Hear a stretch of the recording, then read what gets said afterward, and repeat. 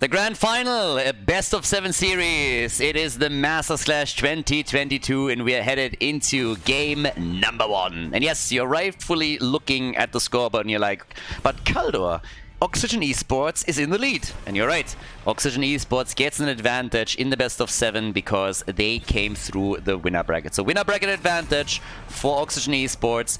And here we go. We got now also a little bit of footage from the venue, from the event. Unfortunately, I got a link very, very late, so I couldn't properly build the overlay around it and maybe change things up. But I think this is still better than nothing. So you get a bit of an idea of what's happening there with the players and what's going on. So just a bit of a teaser. Maybe in the future we can integrate all of that before the event starts and make this a bit better. But as it stands, all the players are obviously in Paris with a lot of awesome games already, and this is the best of 7.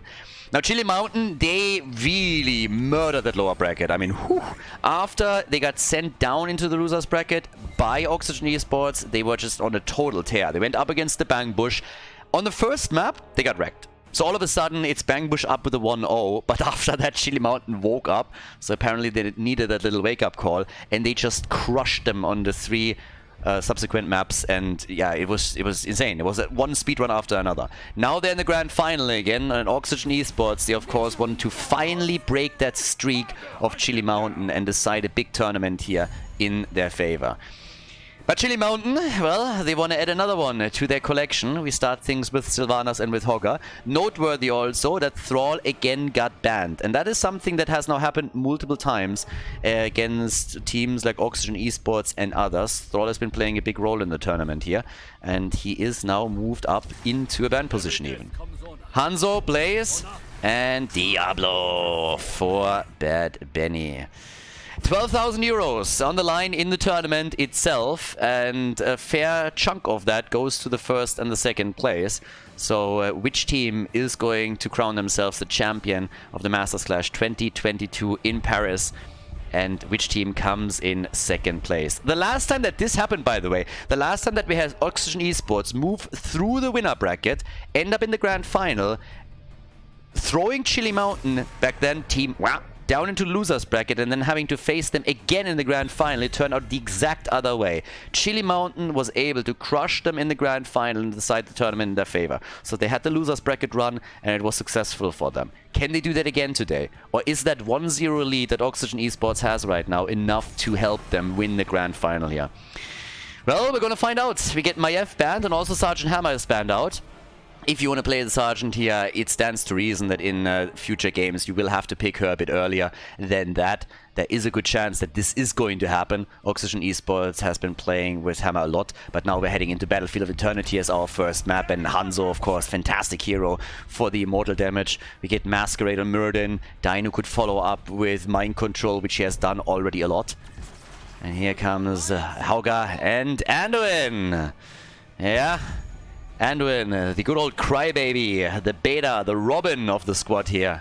The man that is softer than a bunny in a pillow store is entering the arena again, trying to just pull them out here, executing the French defense throughout the game. Final 2 picks, we got Nick and Yasu. Nick always the X factor here, so what are we going to get from him? Genji, yeah, also taking the option of a Genji light bomb combo away from the blue team, because let's face it, Ultralisk on Genji is just a bank deck. He's awesome, and that could have definitely happened here. So we have Malfurion as the support this time, so even more lock off with the root. When Malfurion lays down the lawn, then yeah, there's a lot of rooting people into the ground with the help of Diablo and Blaze that could be then capitalized on by Hanzo and by Genji. So 2 damage dealers, the Shimada brothers, could really wreck them. But here comes Greymane. Ultralisk, now that he can't get his Genji, goes for Greymane. Good damage against the Immortal. And that sets us up. Grand Final, map number 1, Battlefield of Eternity. Let's go. Let's find out which team is able to decide the first map in their favor. Game number 1, everybody. Chili Mountain against Oxygen Esports. The red team with the lead thanks to the winner bracket advantage. On the left side, Dino on Greymane, Ultralisk on Sylvanas. We got Dequaza on Hogger. Masquerade is playing Muradin. Banana Age on Anduin. And over to the right side of the map, Oxygen Esports. They already defeated them in the winner bracket final. They're trying to do it again here on Battlefield of Eternity. Hazorovs himself on Hanzo. He left the beanie at home today. He's wearing the bald spot. What will allow him proud. That's how you should do it. Go full kerosene, baby. That's how you do it. Nick and Genji, Bad Benny and Diablo, Yasuo and Malfurion, and Blaze played by Copenhagen. By the way, back in the day when we were still in the early stage of Heroes of the Storm, there was a tournament in Korea where Hazu was also. We founded Team Kerosene. I honestly, it was Kenma back then. Hazu was on it. I was on it. Mena was on it. And I don't really know who was the fifth. I honestly can't remember. But yeah, the Bald Brothers united. And we had everybody locked in for it. So yes, Hazu this time without the beanie. Proudly displaying. And, well, he's also proudly starting to do a lot of damage down here at the bottom of the map if they're blasting that minion wave out of the water.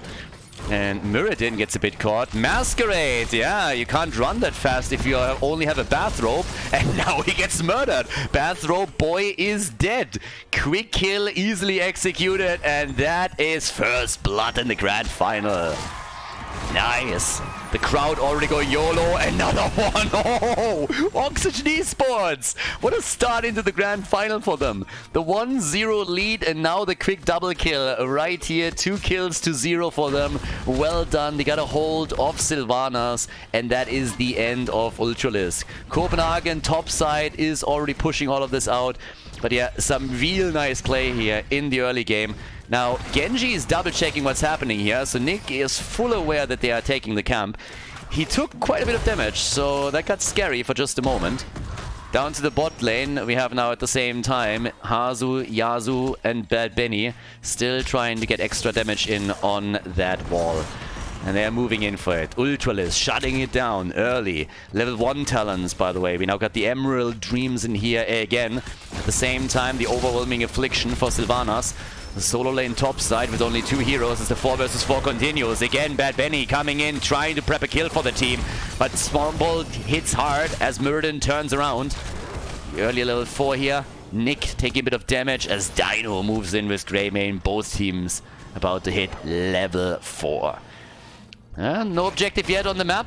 Another 10 seconds until the first Immortal gets announced, and both are making the way over to the Shaman camp to push the lanes out a bit. Sledgehammer on level 4 for Masquerade. His usual build, always moving in for the Sledgehammer here, and he does it again once more. Same time now, serrated arrows. That's the big one, of course, for the Immortal.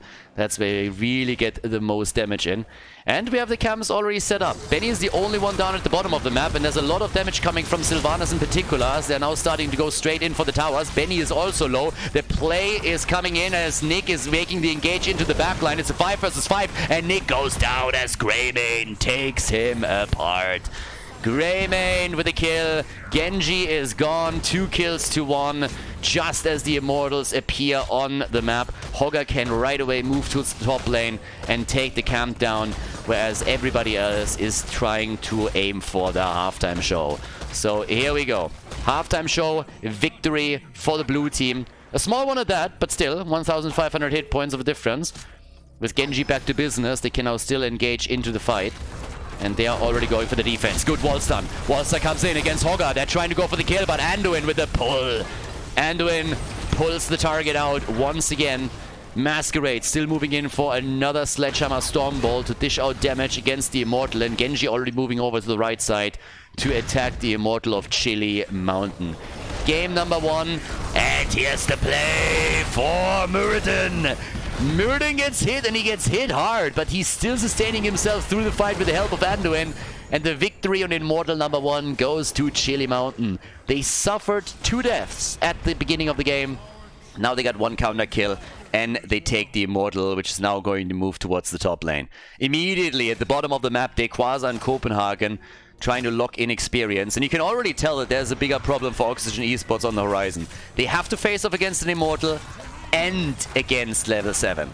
So the shield is low, but this is a talent advantage, and even worse, it is the Sylvanas push.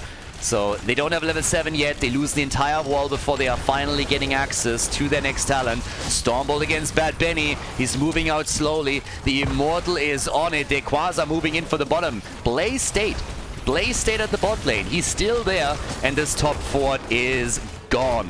Arrivederci. This one's gone. Down to the bottom of the map. I mean, he kinda burned one of those towers a little bit. But Copenhagen can't get too much work in here, so, that was a pretty big blow.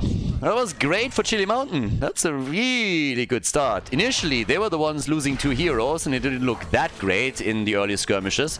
But of course, those don't count for much. Nick dodging the Stormbolt, that was important, but they still lose the camp, and they already lost the top fort.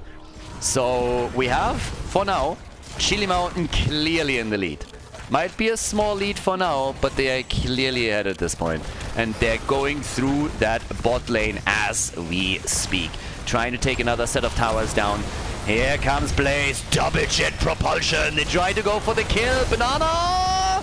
He's low and he's dead.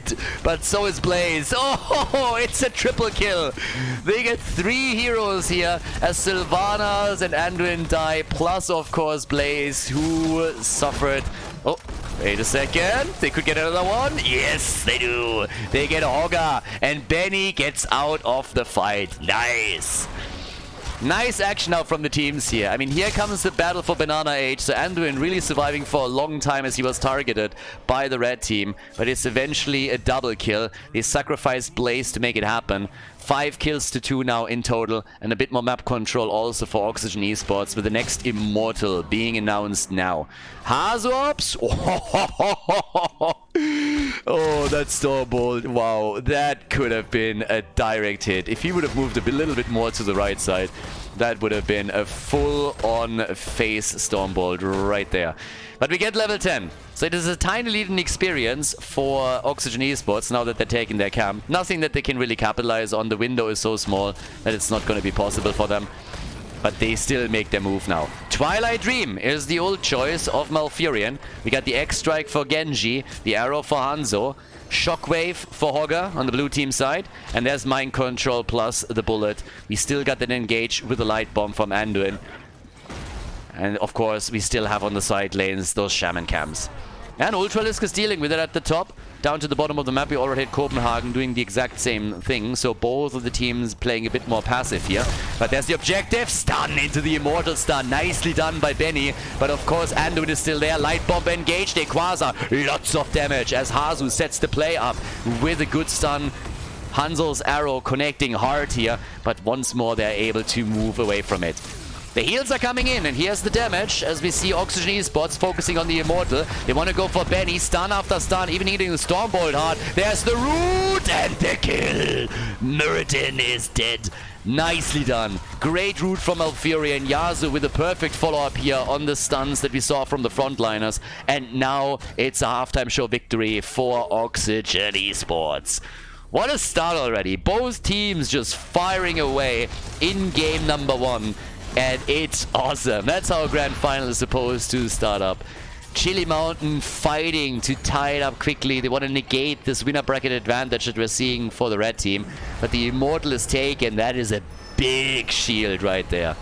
That's a huge shield. That should allow them to go for the top fort. But then again, the defense is of course not too bad either. You have Ultralisk on Sylvanas and you got Dino with Greymane. That's 2 fantastic heroes if you want to shut down one of those pushes. They also have to deal with this first before they're moving in. So it's actually initially a very easy defense for Chili Mountain. Hazo and his boys, they're at least trying to ensure that the wall is going to be destroyed. But the goal has to be to get some damage in at the fort. If you can't take the entire thing down, at least ensure that you get some damage. Now, the arrow for Hanzo is back up as well, so you could try and get a good connect, but they're realizing that the position isn't all that amazing. So they are quickly falling back here. Nice defense by Chili Mountain. Well done by them. They suffered a few hit point losses at the fort, but that's all that happened here. And the gap in experience is tiny. It's really tiny. Another quick move. Nice. The root. Time and time again. Yasuo with really good follow-ups on all of the stuns. We've seen it in the Immortal fight. We've seen him before. That was one of the early kills in the game. And now here he is again, forcing Muradin to use the Avatar. And that's, of course, a big cooldown to be burnt now that the teams are fighting for this. Oh, the stuns! And Anduin, that little shit is ruining plays again. Time and time again by pulling people out of these combos. We had Hanzo's arrow hitting together with the Apocalypse, and Anduin just ruins everything here. Coming in and just pulling them back to safety. Nicely done, of course, by Banana H. Must be a bit frustrating for Oxygen Esports. Now they're waiting for level 13. And are they engaging into the fight? Well, I guess they are. The Stormbolt was supposed to stop Diablo, but that didn't happen. Lightbomb engaging into the back line, and what a hit, and what a double kill. Oh my god. Oh, what a slaughter. Savage, brutal, wrecked. They are murdering them here. What a fight. Check this one out. That was a beautiful engage. Light bomb and, of course, the stun of Hogger. And they are getting the 4 just off that double kill. Hanzo and Malfurion just exploded. Big plays there. And yeah, Benny being in trouble there for a second as well as he went in deep. So that light bomb engage, Benny, I mean, again, he obviously can't see the future here, but that backfired very quickly. All the ults got murdered. Everybody turned into a pirate in this one. And then 2 heroes get instantly blown up. And the aftermath leads to another fort being destroyed. So yes, here we go. The halftime show. It's another victory for the blue team, but they haven't locked the Immortal in yet. So we're going to go straight in for the next big fight. 1 camp, 2 camps have been taken on each lane, so they are attempting to finally destroy that top fort. But the situation is dire for Oxygen Esports. Getting back into this will require Hazu to get good damage in against the Immortal, trying to get those arrows connected. Yeah, not like this. A little bit different, actually hitting something. So, yeah. The lead in experience goes to Chili Mountain. And they now have 5 kills to 6. Both teams with level 13 talents. 26,000 damage for Hanzo. We got 28,000 for Greymane. Another Stormbolt hitting home. There's always the bullet to account for as well, of course. But they're making another play now as Nick dives in deep to slowly but steadily poke that Immortal down. Oh, that could be a problem for Copenhagen. Doesn't have to bunk up just yet. Light bomb engage into the backline. Apocalypse already being used too. Everybody's getting a little bit low here, but they're focusing on Ultra. Trying to get the kill on Sylvanas. Malfurion is dead, and so is Diablo. Blaze dies to too many heroes dead and dying. Nick rushing away with Genji. The Shimada brothers are still alive, but they're the only ones. Chili Mountain with the big kills once again as they are walking towards the Immortal for another victory on the objective. Too much damage. Here, another quick hit. Look at that backline damage there. Absolutely incredible. Benny gets killed as Greymane makes another move. But they are on a warpath now, aren't they?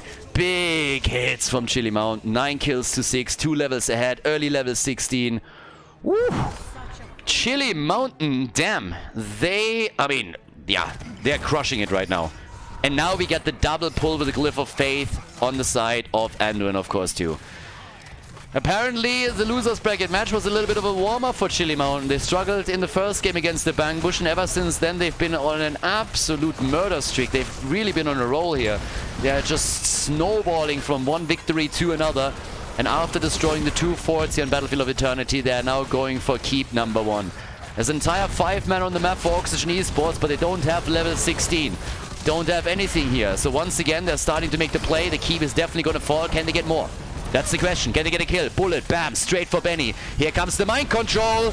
And they want the kill. They can't quite get it. Mirrored in with the engage again with the light bomb. But at the same time, Diablo's in trouble and he falls to Greymane. Rips his throat out. And now with the help of Greymane and the Immortal, they are going for victory in game number 1 of the series. Trying to tie it up. Negate that advantage that Oxygen Esports has because of the winner's bracket advantage. The core down to 72%. We have 10 kills to 6 and a 2-level lead for the blue team. They're poking it slowly, steadily. Dino engaging in, diving out. Mirrored in with a jump. Stormbolt connects, and they get the kill. Malfurion is down. Hazorps is about to die. He's barely jumping out, but the core can't run. It's trying, believe me, you can see it, but it's not able to walk away from this one. This is the lead in the first game. They take it and they tie the series as Oxygen Esports loses on Battlefield of Eternity. Before we head into game number 2, make sure that you subscribe to the channel if you haven't done it yet so you don't miss out on any future content here on Khaldor TV. Game number 2. The series is tied. It started off as a best of 7 with the winner bracket advantage for Oxygen Esports, and now it has been reduced to a best of 5 on a clean slate. Each team has a point. We're heading into Volskaya Foundry, and one of them is going to pull ahead here. And Chili Mountain is on an absolute roll here. They played fantastic in their previous series against the Bang Bush, made sure that they could reach the grand final, and now they locked in the victory on the first map against Oxygen Esports. Volskaya Foundry, first thing that happens is some of the very specific damage dealers are getting banned out here. Oxygen Esports loves to play with Sergeant Hammer, so the Hammer is banned out, and we have also Vala eliminated against Chili Mountain. One of the teams is going to take the lead here. So which team is going to be able to pull that one off? Who's going to get the victory on Volskaya Foundry? And by the way, why the hell do we play on Volskaya Foundry again? I mean, literally nobody likes this map. Chili Mountain is the only team that picks this shitty map, and every single time they do, the players on the other side are just like, God, why? It's ridiculous. It's really ridiculous. I mean, all of these draft channels where we're talking about the maps and where the teams have to decide what they want to do, and every time that Chili Mountain has a map picked, everybody else is just like, please, just don't. But yeah, they did it again. They want to play in Volskaya Foundry, and they can.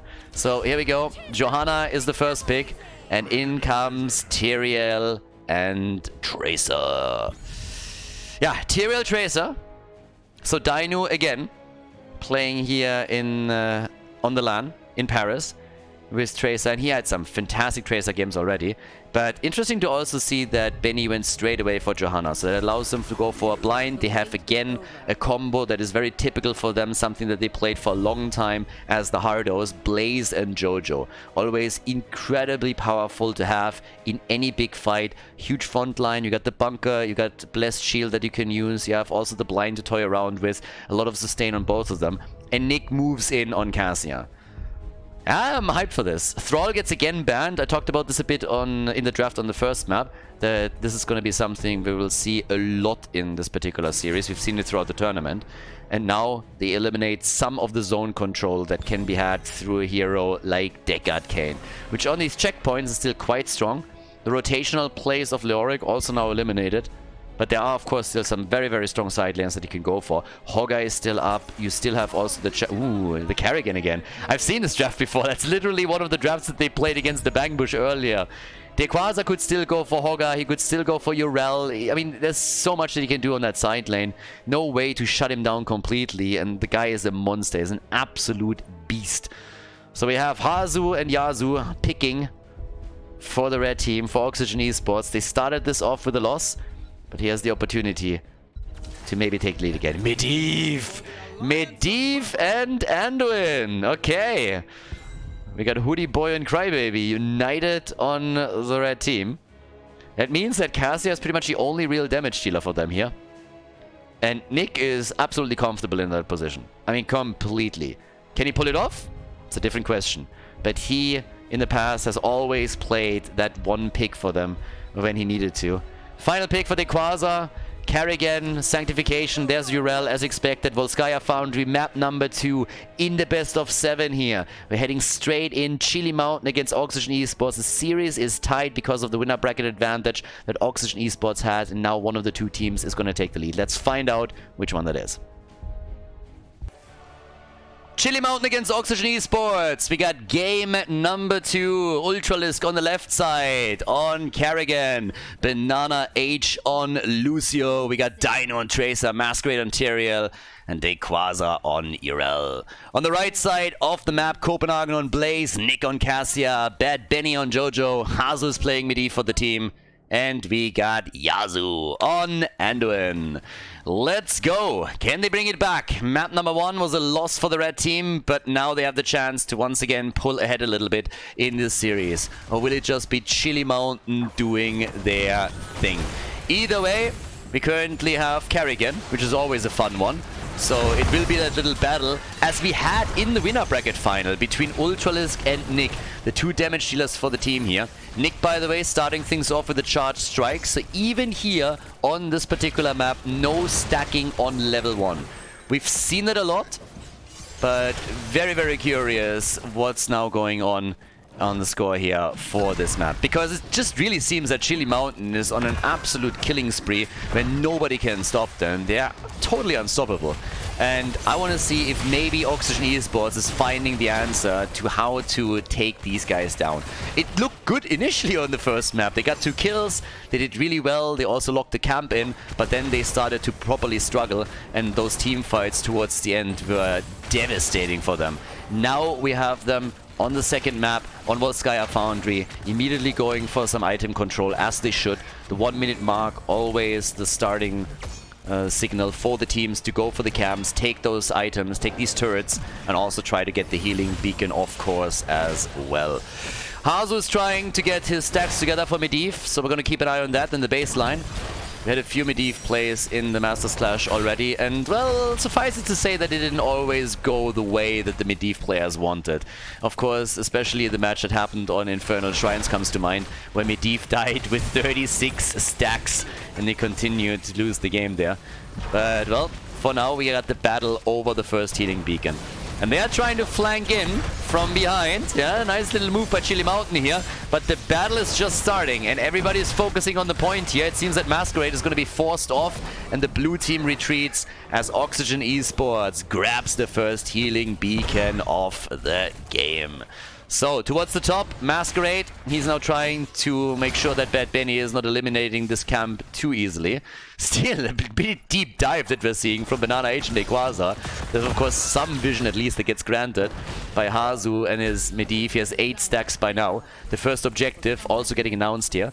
And what really changed Volskaya Foundry, and I talked about this a lot in the past already, is that now these fountains are invulnerable as long as the fort stands.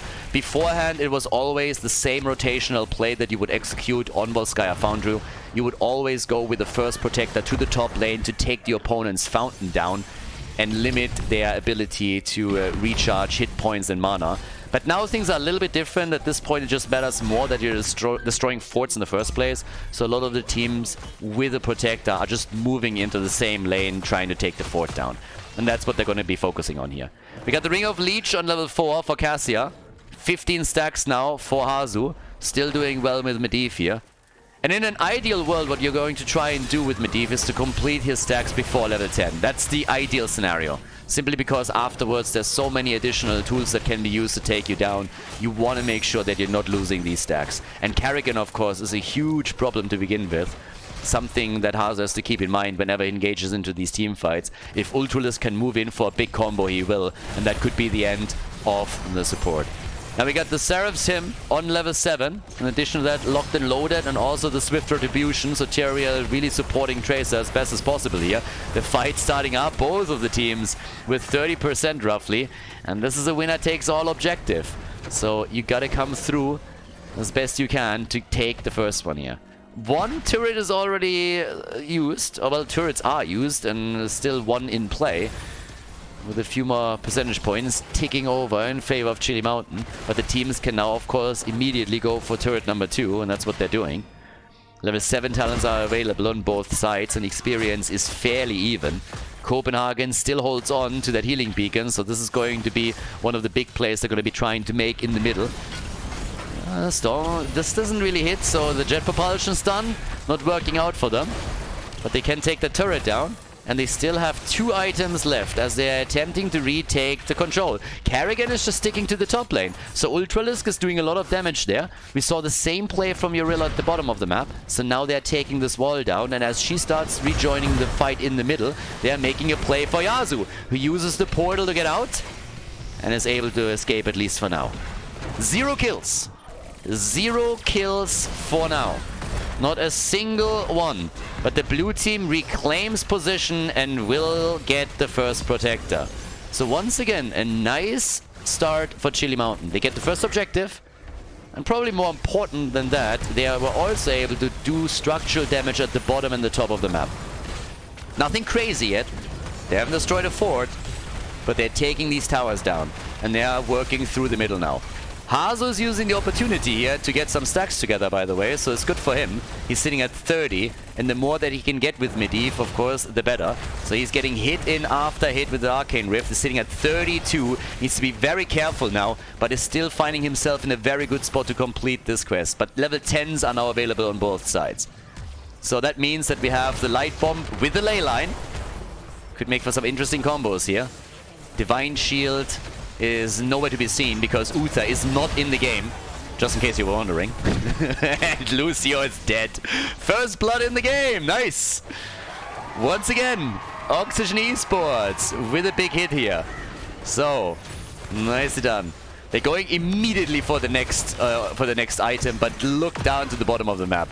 Yeah, they're starting to get damage in on the fort. Copenhagen is ready, though, to repel them. Hazu, 33 stacks. 35. He's getting there. Look at him. Doing a great job with this. And as long as Karrigan is nowhere to be seen, Hazu will be fine. Item advantage goes to Oxygen Esports. Yeah, they have 2 healing beacons by now. So they can absolutely both here. And, well, what else? Blue team sitting here in the middle right now. Urel at the bottom of the map. Going up against Blaze. Against Copenhagen. Camps to be taken at the top right. And Jojo together with Cassia is currently claiming it. The items also respawned. So there's more turrets to be had. And very likely that the teams are going to make a move for it. Already we're seeing Yasuo to slowly move in. Masquerade just saw him there towards the end. But of course the blue team is going to do this exact same thing on the left side. As they're now trying to take the next turret pretty quickly. Everybody's super careful. We're 7 minutes in. We've seen a single kill. Everybody is playing this as careful as they can. Ultralisk throws out the Ultralisk, realizing that he's being attacked there, realizing that they want their kill, and Karrigan goes down. Medivh empowering these players as they're rotating around, but the blue team was able to lock in an additional turret as they moved towards the right side of the map and invaded the turret camp. So it is a kill against Karrigan, but it comes at a cost.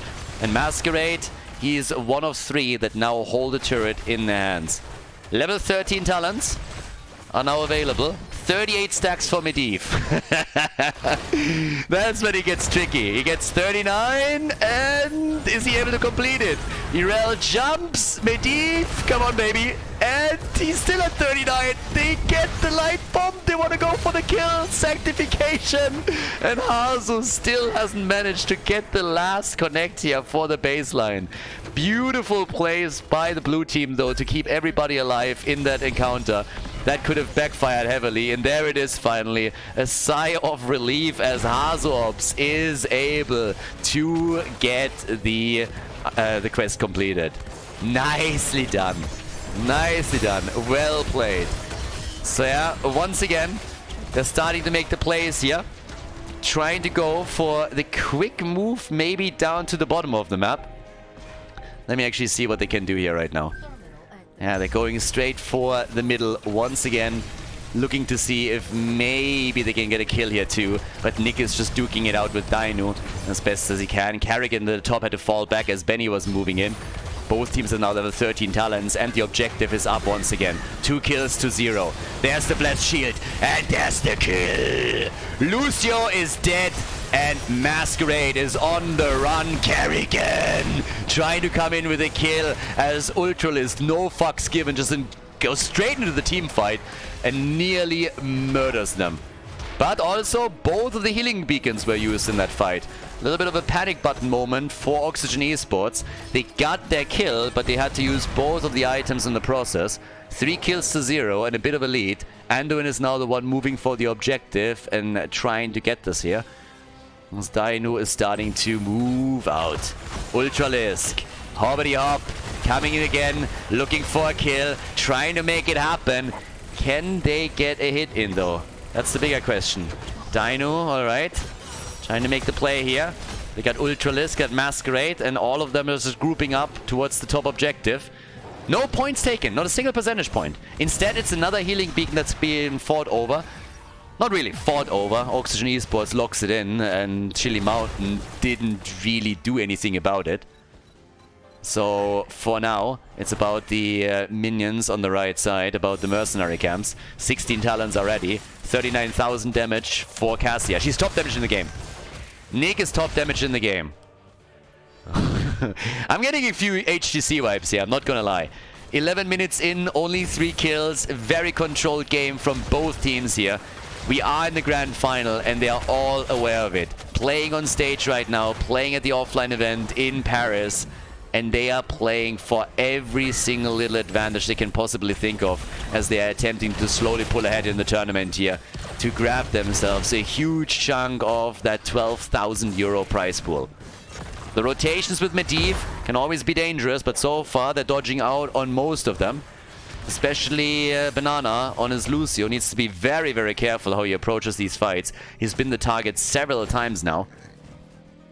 And in comes a few more percentage points for Oxygen Esports. They're sitting at 39. It's actually the blue team that takes over. It's actually Chili Mountain that starts to take over on the objective. Karrigan is at the bot lane, and the Fort has taken a ton of damage there too. So Ultralisk has been pushing these lanes time and time again. But Nick retakes it. Nick retakes it. Copenhagen is the only one defending the bottom of the map though. So there's a chance that Ultralisk is going to move in for this once again. Oh boy. Yeah, towards the top. Yasu is there. They try to go for the Quasar again. Bad Benny also in play. Masquerade.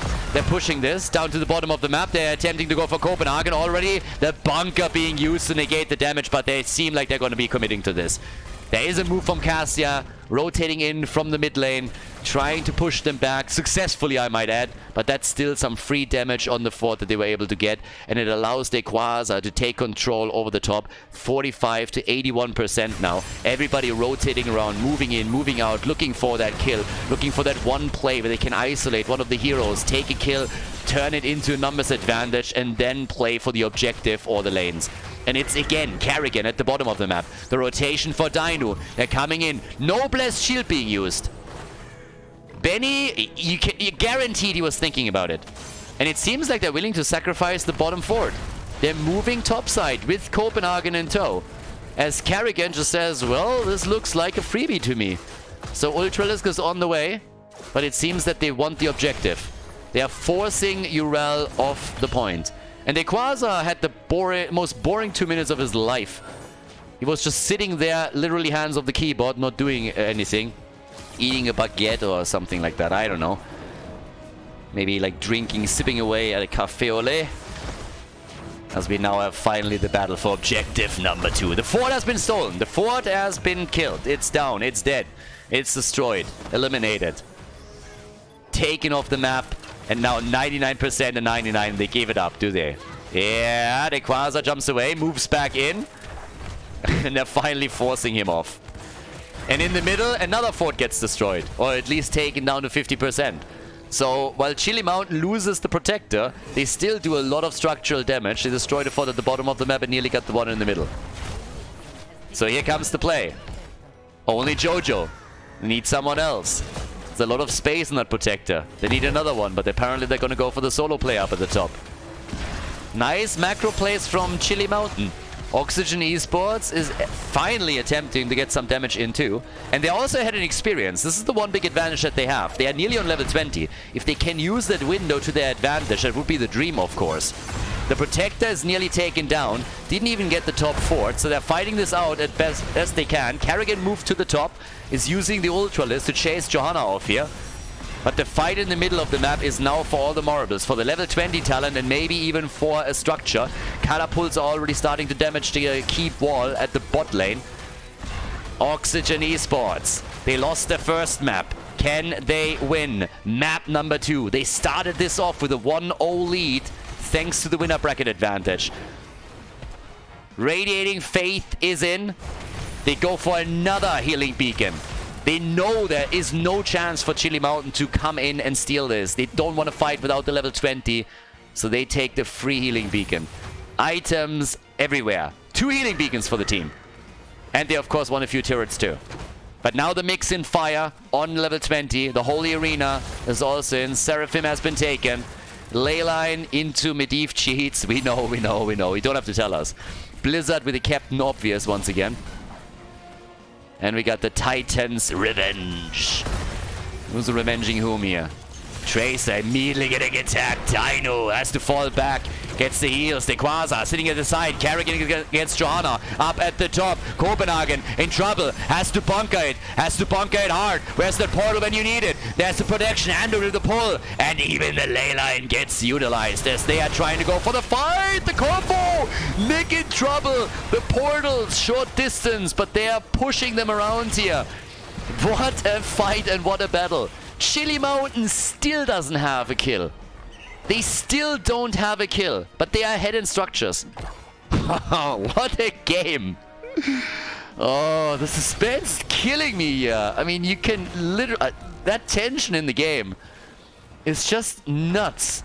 Who gets the kill? At this point, if you're landing the kill with the death timers being this far gone, you will be able to get momentum. Oh boy. 3 kills, 16 minutes in. And everybody is looking for the next one. Portals from Medivh popping up everywhere. His shields, the pulls from Yasuo. He has the double pull. He needs to stay in the back. He can't be attacked. When Kerrigan makes her move, he needs to be safe. They go for Dino again. Continue the poke. 75,000 damage by Cassia. Kerrigan slowly moving in. Ultralisk is once again going to be the linchpin here. Benny is already sniffing that out. They know where Kerrigan is and try to put the pressure on, but the Quasar is moving in from the bot lane and comes straight for Medivh and for Yasuo. Item advantage for the red team. And the objective is up on the map.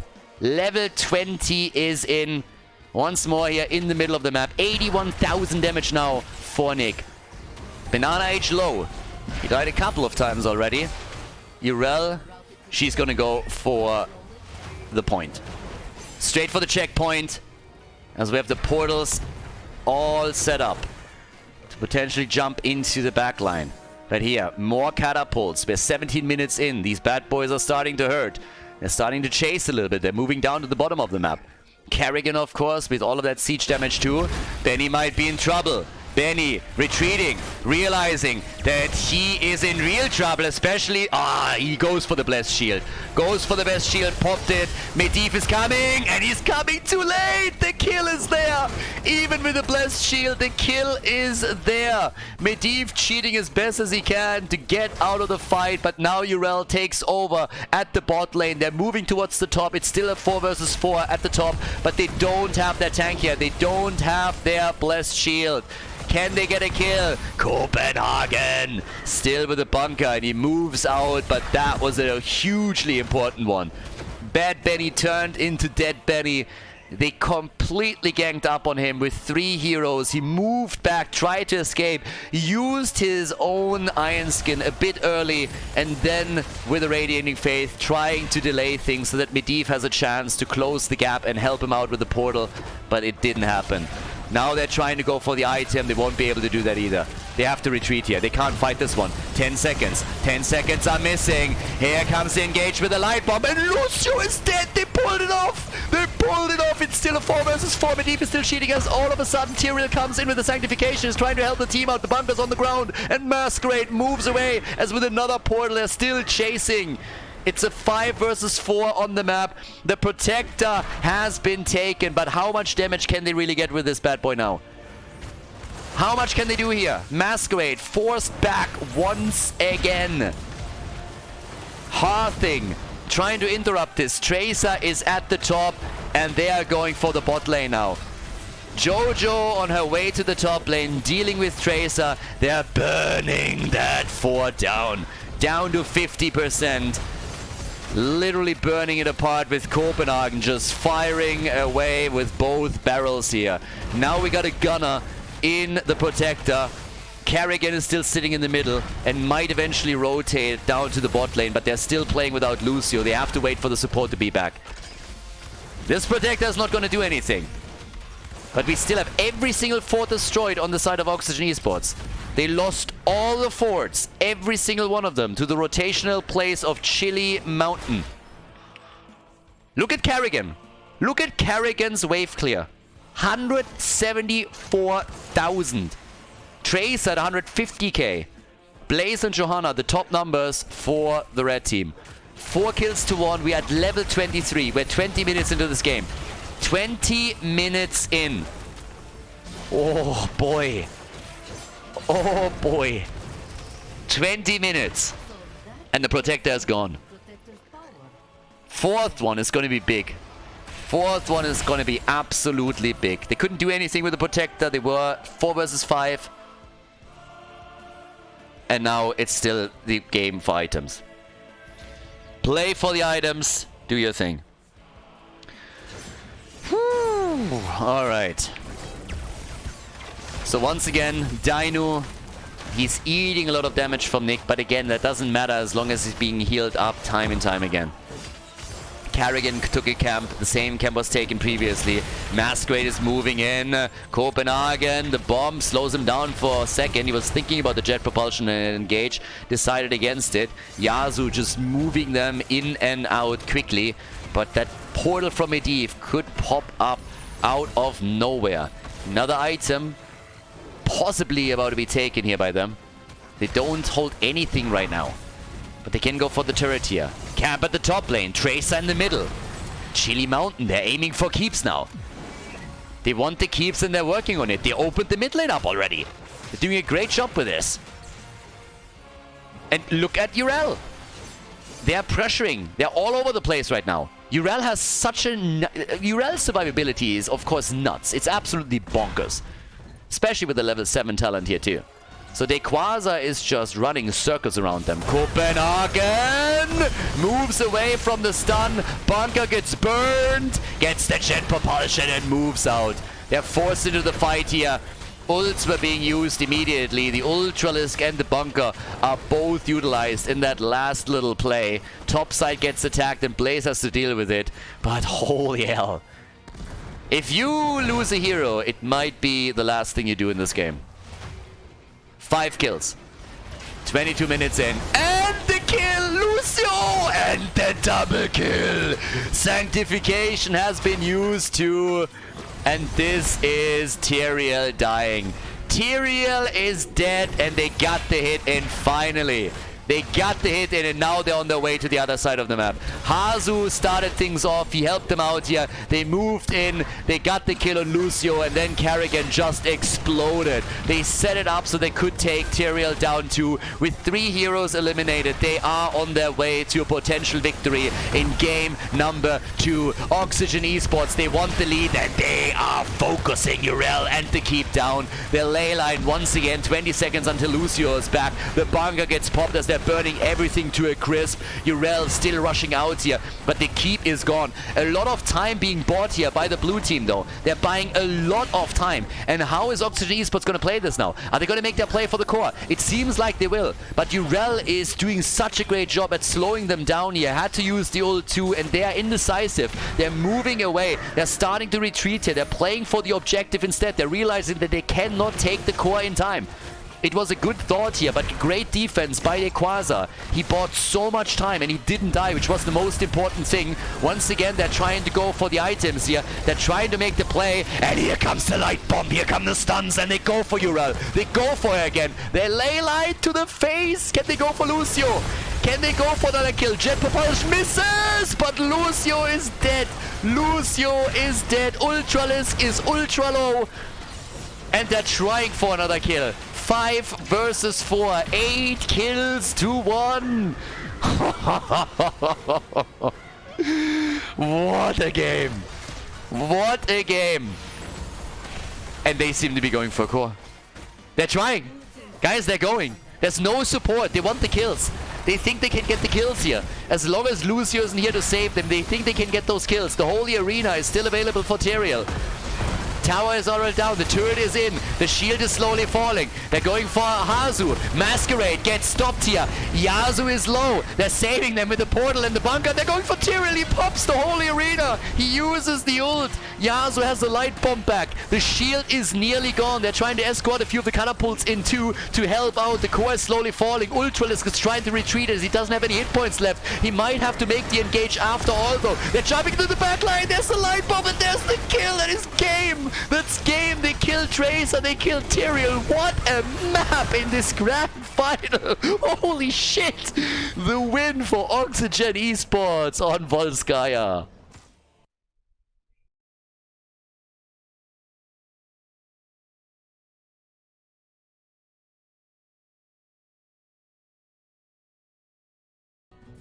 Tomb of the Spider Queen. Guys, what an insane Volskaya match. I take everything back. I hate the map, but that game was spicy plays, and boy did Oxygen Esports murder there at the end. At first we didn't get any kills, and then we got all of them. What a finish. That they had the balls to go for the core with just one single kill against the support was glorious. And now we're headed straight for the third game. I know the score is a 2-1, but there's the winner bracket advantage to consider. Tomb of the Spider Queen is the map choice of Oxygen Esports. And yes, there's Hazu right there today without the beanie. Rumor has it that he is playing on a completely different level right now. His power level over 9,000 because he let the beanie go for the day. And he is displaying it in all its shiny glory right there. Lets it breathe and just goes for it. Again, the ban on Thrall, the ban on Hogger. We have no chance for Ultralist dropping his Medivh on them. And also Dino is not playing with Vala in this one. But it comes at a cost. Dequaza coming in with his best hero. Dequaza with the best side laner right now. He's rocking Blaze, but it's hammer time. Hazu, he sees the chance finally to go for the Sergeant, and here we have them. Bad Benny on Johanna once again. And as they gave as the German as the Panzer. Hazu sitting right there with a hammer, and he's going to try and drop it. So on the left side, Dino, they looked at Medivh and they said, you know what, we kind of forgot that hero is pretty good, but we have a Medivh player ourselves, and we're going to show you now how this is done. So Medivh, played by Ultralisk, and Masquerade with Diablo. They could technically go into the combo. They could go into a ley line with the Apocalypse. These days, we get a lot more Lightning Breath. You don't have to go for the attempt at a wombo combo. But what a series it's been. Game number 1, Chili Mountain with a clean win, and then Oxygen Esports coming out swinging on Volskaya Foundry with an absolute stellar performance here.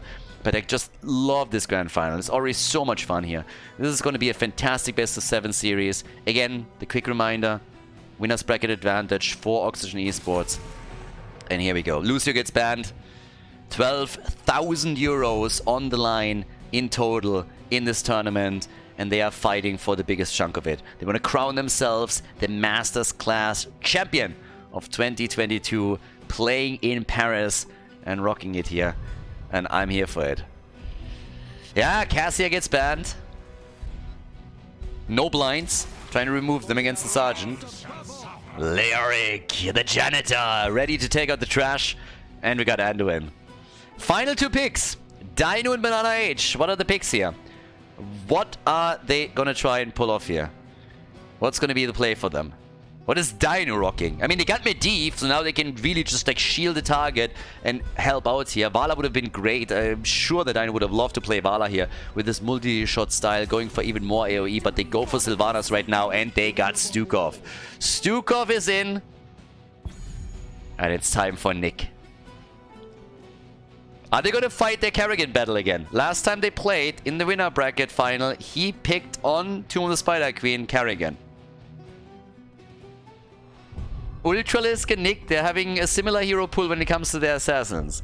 So right now, Nick can come in and pick one of them, but he goes for Tyrael. They go for Tyrael here. Okay, we've seen this before and we're seeing it again. Big frontline plays by Oxygen Esports. Guys, let's go.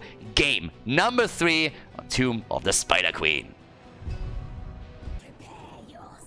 Game number 3 on the left side, Dino for the blue team with Sylvanas, Banana H and Stukov, Ultralisk on Medivh, Dequaza playing Blaze, and we got Masquerade on Diablo.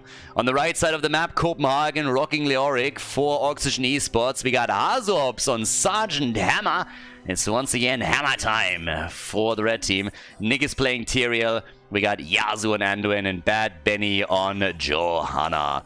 Alright, let's get this show on the road. Who is going to claim it here? Who takes a victory in this third game on Tomb of the Spider Queen? Are we going to see Oxygen Esports pull even farther ahead? Or will Chili Mountain tie the series once again? That's the big question right now. We got Medivh. Once again, we're going to take a closer look at his stacks on the baseline and see if he can complete the quest. Fealty unto death for Leoric. And Tyrael can go for aggressive plays now with a Judgment later on. Technically speaking, they could go for Judgment and maybe the BFG. They also got the Light Bomb, of course. So there's definitely a few plays that they can execute, but lately what has been a lot more dominant as level 10 ability for Sergeant Hammer was, of course, the Lava. Trying to get the AoE in and poke those structures down from a distance has been pretty big for all of them. But well, with that, we're starting things off. Down to the bottom of the map, we have Blaze against Leoric. At the same time now, still a place being made here in the middle with Dino and Banana Age already dropping a bit low and having to retreat. 7 stacks for Medivh, and the rotational play is so far dominated by Oxygen Esports. But Hazu, he doesn't have his level 7 yet, so it's a little bit more tricky for him to properly siege up here. Of course, level 4 is also going to be an interesting choice. We had a lot of regenerative biosteel for them just lately, but every now and then the adjustment is still being made into the siege tactics. And then there's always the option to go Giant Killer on level 16 or just deviate away from it. We've seen both. Nick has popularized that build, and Hazu has taken a page out of his book every now and then. In comes Stukov, always with a lurking arm, always ready here. Good stacking from Ultralist, by the way. He's sitting at 13 stacks right now. And is trying to get another hit in against Nick, but Tyrael was able to dodge out. 6 stacks, 7 stacks already for Tyrael. Nick is doing a great job on his level 1. He's getting a lot here with the Ardent Restoration. So a lot more survivability for him if he's able to pull this off a bit better. The portals give all the mobility in the world now to Chili Mountain. We had a similar play on the last map when Oxygen Esports was the one to use Medivh to its fullest extent. And here comes, as expected, regenerative biosteel. They're going once again for it. 8 stacks now for Tyrael, 15 stacks for the baseline for Medivh. And Banana with Stukov also still trying to help out here at the top.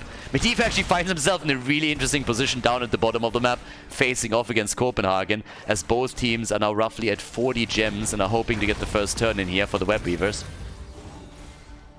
0 kills, 3 minutes in, still a bit of poking happening.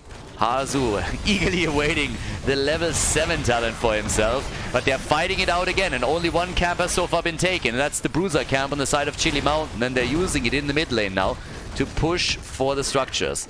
Trying to get them right here. Dequaza moving in again, trying to get this wall destroyed. So yeah, they're doing a great job also with Stukov, just shutting any move to this down. And also to the fountain, but here comes the big battle as they're all engaging into the 5 versus 5. Portal being used to quickly retreat as the blue team is realizing that they won't be able to push further.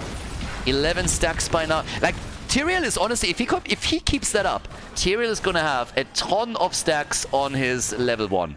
And that's really gonna give him a lot of survivability here. Well, we got 19 stacks now for Medivh.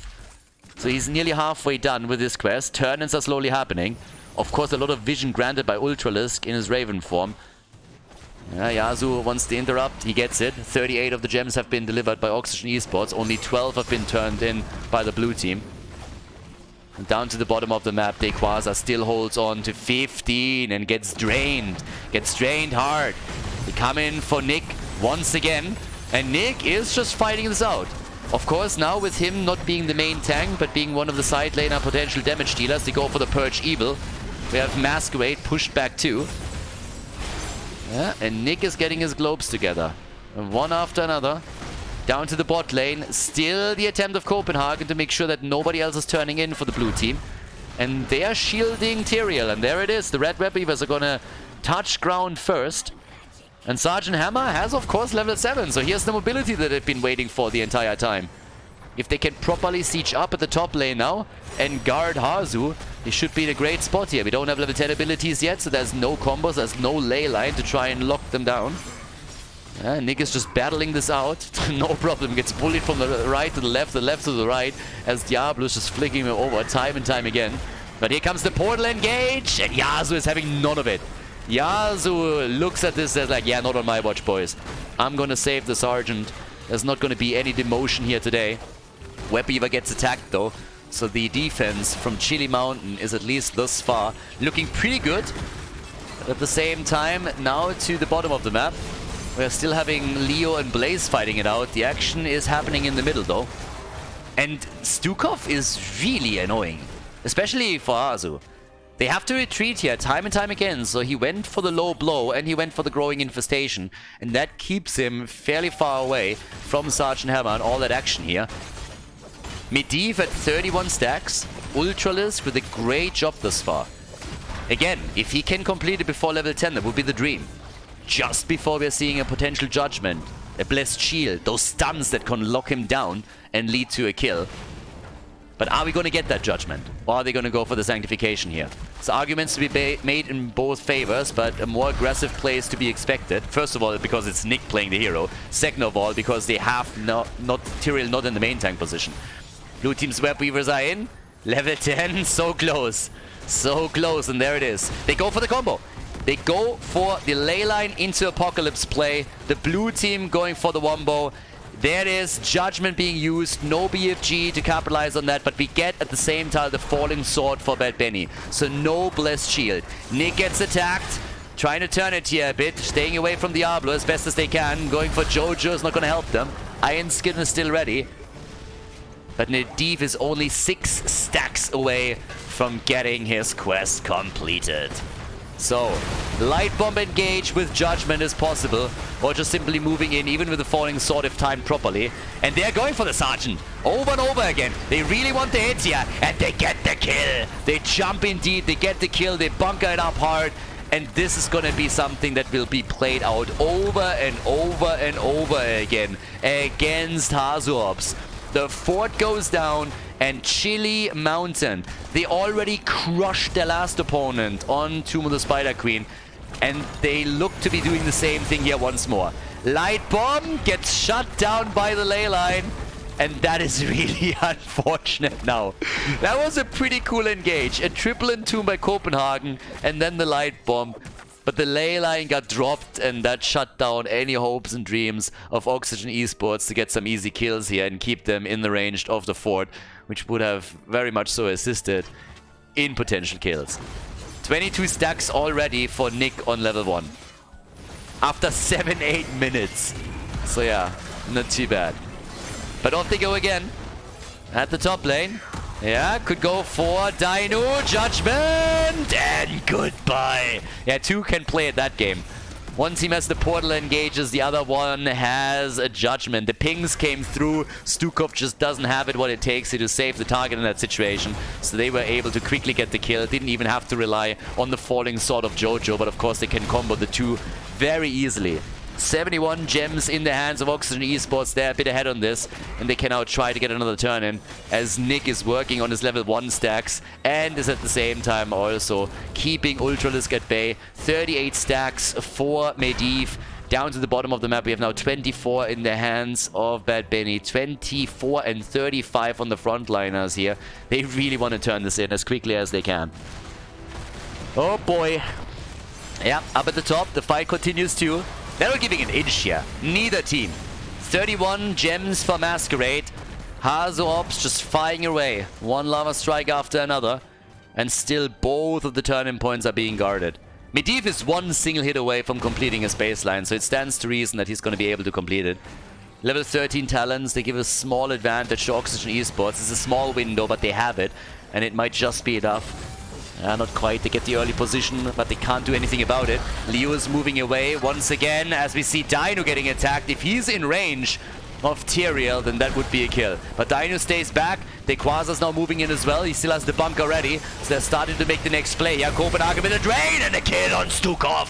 Stukov is down. Dino gets charged by Judgment. The shield, but he gets flattened like a pancake as the play is being made by Johanna. The Falling Sword drop and a double kill for Oxygen Esports. And that's a freebie on the turn-in. Nicely done here. Well done. They get the quick kill on Stukov, as you can see. And then after that, they follow it up with the second one. Yep, there it is. The Johanna engage, and it murdered Sylvanas. 3 kills to 1. Oxygen Esports. They're taking the slow advantages here. Time and time again, they're working on these kills. They get the turn in. The red team with the next set of web weavers. They want those forts, and they want them now. They got the hammer. They're playing this out, keeping them at a distance, hit after hit. But it's once more Stukov that is making Hazu's life a living hell. Nice pull from Anduin. The battle not over yet. Down to the bottom of the map. Leoric is already going for the next fort as the middle one has fallen. The top one is also in trouble. They're getting everything done that they were setting out for. Leo is definitely going to be able to secure the drop of the fort at the bot lane and up to the top. You can already see that there's no chance for Chili Mountain to secure this one either. They lose 3 forts. 3 forts are lost.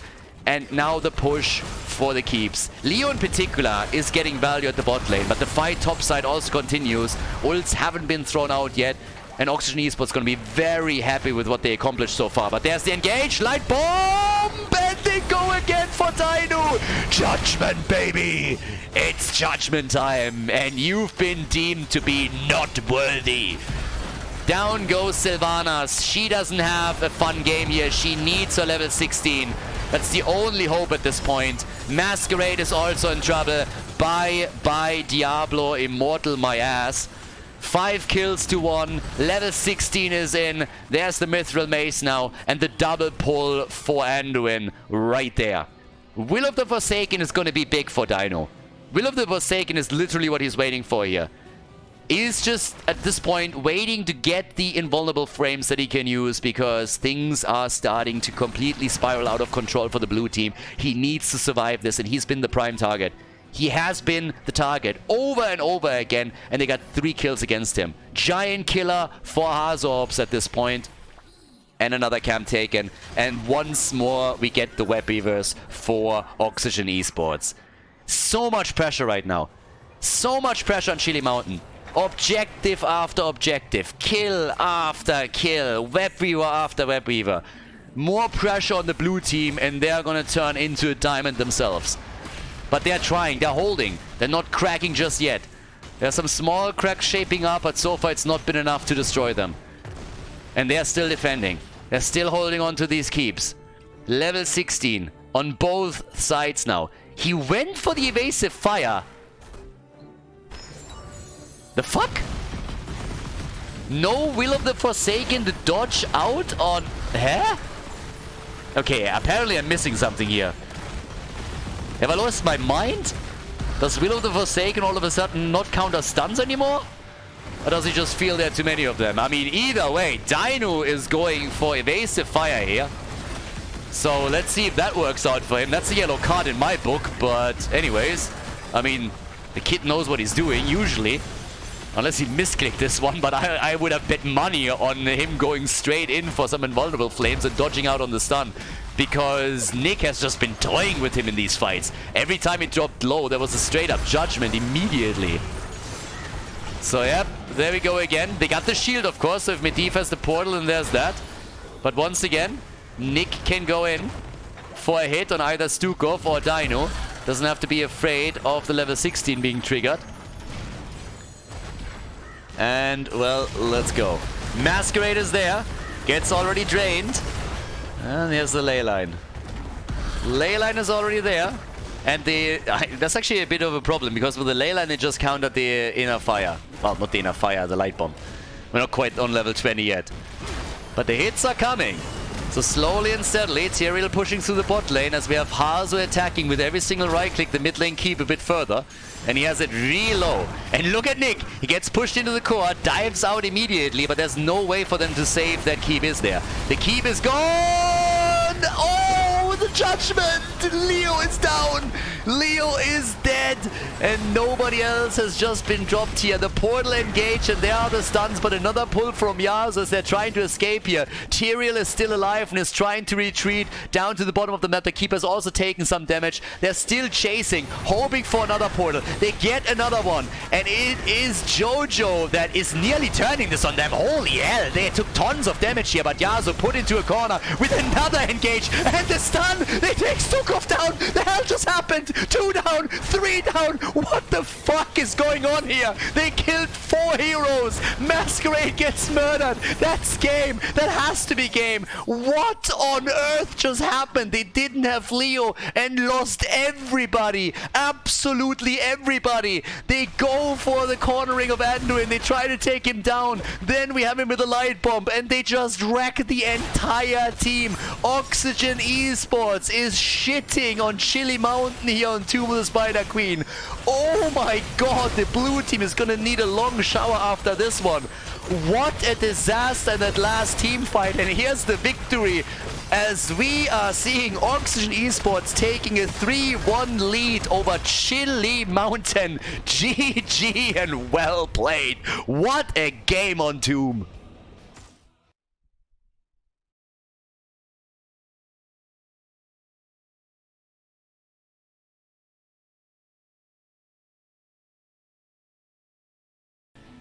Towers of Doom! Let's go! Game number 4. Oxygen Esports. Damn. That last fight. Unbelievable. I mean, yes, choke point, and then we have the ult from Anduin. But boy, that was awesome.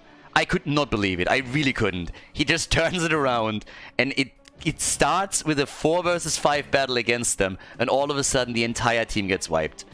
At that point, your hopes and dreams are just instantly shattered. Absolutely insane. So freaking good. Loved it. Absolutely loved it. What a fight by Oxygen Esports. Now, there's one bad news attached to this, and this is that this might be the last map, and honestly, I just want this to go the distance at this point. I really hope that we're going to get a few more games. As much as I love the boys on the red team, it would be a shame if this ends now on Towers of Doom. I mean, don't get me wrong, if it ends, then at least we had an absolutely fantastic match here, and I can live with that, but, Medivh gets banned, Lucio gets banned. Yeah, this is gonna be good. It's gonna be really good here. I mean, it was an amazing series, from the first map to the last one, but this is now match point, and they have 4 match points in a row. No, wait a second, I'm lying. They have 3 match points. They have 3 match points now. You could see 3 more maps here. Thrall is just like a staple right now. He's just getting banned. So, what's the last one? What else is eliminated?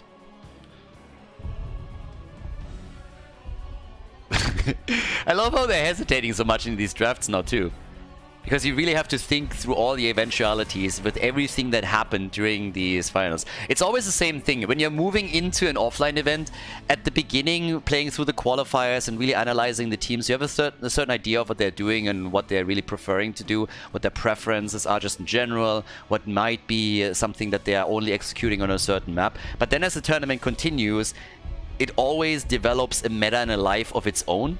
And in this case, it was, for example, shown with Thrall getting more and more importance with every single match that was played out. And then you have to take all of that into consideration. And you're playing in such an important match where it's literally about the tournament victory. And after what we've seen on Volskaya Foundry, after what we've seen on Towers of Doom, it's just, I don't know. This is brilliant. This is just so damn good. So, well, we got Dequaza on Blaze. And let's go for the double pick. For the red team. Hammer is up. It's hammer time. Oh yeah, it is hammer time once again. And if you are on the side of Chili Mountain, what you're thinking right now is pretty easy to describe. But they go for Anduin, they go for Genji, so we have the light bomb engage. They must have known that there's a chance that Hammer gets picked again.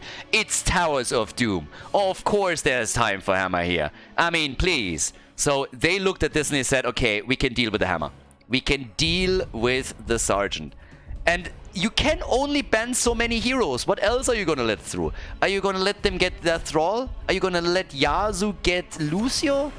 I mean, anything that you do here has, of course, some consequences. People are always making, how could they let Hammer go through? How could they let Nick get his Carrigan? How could they get Hazuop's name random hero right here? It's always the same complaint, but you only have 2 bans at the beginning. And they decided that if Hammer gets picked early, they can deal with it. And now they gotta prove that. Now they gotta prove exactly that. So, They have Genji, they have Anduin, they have Blaze. It's a lot of stuns in. Tyrael gets banned. No aggro Tyrael now. Oof. And let's go. Nick and Benny. Nick is probably going to pick last. It's hammer time once again. Talk about hammer time. Muradin got banned. I was just about to say that Masquerade is likely going to pick Muradin again. There it is! Nick is going for his Kharazim again. This is what they busted out in the earlier series when they played in the winner bracket final against Chili Mountain. God, this is so awesome. They're coming back with the strategies. Keep in mind, when they did this a few times in the winner bracket final, the Kharazim Rhaegar play with Kharazim doubling as a damage dealer and also as a semi-support, then all of a sudden in one of the games Chili Mountain just decided that there's not going to be any Kharazim plays more for Nick. So they banned it out. Now we have a completely different series and they are able to do the same thing again because this time Tyrael gets banned. So they're really just ping-ponging around their strategies. Here come the Vikings! Oh god, we get Vikings too! It's my birthday. It's my birthday. Copenhagen with the Vikings! Oh my god, this is going to be good. No matter who wins here, this is going to be great. Vikings in game number 4, everybody. Let's go. Towers of Doom. It's the grand final at the Masters Clash 2022 in Paris. Chili Mountain against Oxygen Esports. We get the Vikings, boys. We get the Vikings. They go for the big 4-man, and we got the Vikings at the same time. The risk has been taken. They're going for it. Banana H on Anduin. Chili Mountain. They are down 2 maps. They have to fight back here. They need to win this. If they lose here, they come in 2nd place, and Oxygen Esports claims the title. Dino and Genji, the Light Bomb engage against the Sergeant. Ultralisk on Liming for the resets. Masquerade on Jojo with a blind, and Quasar on Blaze. On the right side of the map though, it's once again Hazu on the Sergeant Hammer, the Germans with the Panzer. Copenhagen on the Vikings. We got Nick on Kharazim. He played it in the winner bracket finally. He's playing it again. Yasuo on Rhaegar. Bad Benny on Leoric. They have a Leo main tank. And now they got the 4-man. Job of the Vikings for a long part of this game will be to soak these side lanes, whereas the 4-man is making the big moves and trying to push for structures. And they have to sustain, of course. They got 2 supports. One of them doubling as a damage dealer, which we're going to see later with the build that he chooses, especially, of course, with the level 16 talent. Of course, going for the Iron Fists is the standard talent. Even if you go for a single support Kharazim, you will always choose the same talent here. Nothing changes with the level 1 choice, but everything else can be adapted. Nick gets attacked right away, and we get a Viking game. Absolutely love it. And I really want to highlight again how there is this individual meta that these two teams have developed between each other. In the winner bracket final, we've seen these double support Kharazim plays a lot more by Oxygen Esports, and at some point when Kharazim was banned, they even played a double support with Nick playing Stukov to get the damage in. And Chili Mountain reacted to that by starting to really appreciate it and just push it out because it was so difficult to deal with, especially Kharazim. But as the grand final starts, it's a completely different game all of a sudden, because here comes Tyrael, played by Nick, doing so much work, locking targets down with the stuns of Judgment, getting the damage connected and really being in their face the entire game. They have to ban out Thrall, so now Kharazim is open again, and in what could be the last map of this best of 7 series, Nick goes for it once more. So many different strategies executed by Oxygen Esports at this point that it makes it really difficult for Chili Mountain to react to it. But then again, it's Chili Mountain, it's Team... They have been dominant in Europe. They have been winning every single freaking tournament that they have participated in for the last, I want to say, 2 years. Something along those lines. These guys are crazy. They went as the European representative to the LAN in Miami in February, and they took the Americans down, were able to win the tournament, the only international offline tournament that we had in years, and they're just winning everything. Online, offline, it doesn't matter anymore. And at this point, this might be, for the first time, one of the series where they might not be the winner towards the end. Or can they turn it around? They've done it over and over again. I gave one example earlier where they dropped into the losers bracket. They were sent there by the Hardos, by Oxygen Esports, and then in the end, they still decided the tournament in their favor. So if there is one team out there that can pull this off, that can now win 3 in a row against Oxygen Esports, it is the blue team. 100%. Banana with a channel, nobody interrupting, they're letting this one slide. That's actually a bit wild. You got Vikings and you don't get any interrupts and you give up 2 of the early altars. Nicely done. Good job by Chili Mountain. Very well done. 36 to 32 points on the core now. That was definitely a nice play that they executed there. Level 4, we got the Paralyzing Rage and we got the Regenerative Biosteel. I still don't understand how some of these talents are named. Paralyzing Rage. How does that do additional slow? I mean, first of all, when you're raging, you're not paralyzed. You're just really mad. You're the opposite of paralyzed. And if you want to argue that there's like the amount of rage where you're just sitting there and you're completely like dumbfounded, you're so mad that you can't do anything anymore, that doesn't apply to your opponent. That applies to you. To Leoric. If anything, it should slow him down. That talent makes no sense whatsoever. Anyways, we get the aggressive plays now. Chili Mountain, they need to be aggressive. They have to. So he needs to come in and he needs to try and get this camp now with the rest of the team. The Vikings, they are soaking the sides. The more time you can buy, that better. But there it is. So all of a sudden, here we go. Masquerade, Ultralisk, everybody is just like dancing in. Leo still on the move. Paralyzing opponents with his rage. I've been raging a lot in my life. I've never paralyzed anybody. And there's the first kill. And there might be a double kill. They're going for Anduin and for Jojo, but they only get one of the blondies. So yes, Anduin is down. First blood. This is the 3rd time in a row, by the way. Maybe the 4th time. Did they get in every single game that we've played so far first blood? I actually think that might be true. 3 times for sure. I'm not quite sure if they got first blood in every single game that we played so far, but they got it at least 3 times in this series. So first blood is there, 100%. Once again with the level 7 talents, we now have Spin to win, we got the Hover Siege mode, Leo with a Willing Vessel, and they go for Ultralisk. The fights are there, Blaze is at the top, Vikings are pushing the side lanes. Both teams aiming, waiting for level 10 abilities. And big damage now at the bottom of the map. Benny is alive and he's dead. Benny is down. Dino gets the kill. Dino gets the kill. Everybody else is nearly dead though. So yeah, Leo is going to be back in time. There's the approach and immediately the ult. Immediately Yasuo's wasting not a second as he drops the Ancestral. He sees the light bomb engage and instantly he drops his Ancestral to help them out. Here's the action. The Vikings are still on the lanes getting experience for Oxygen Esports as the battle for the altar continues. 36 to 32 points. Leo is low and Leo is activating his trade once more. The shots are fired as Anduin channels through the altar at the bottom left and they get the damage in. Woo! Another stun, another hit, and Olaf is... what? At the top lane. The play again being used here. Simply disappearing. I was like, wait a second, what? So, yeah. 3 kills to 1. Chili Mountain, so far, they're doing a great job.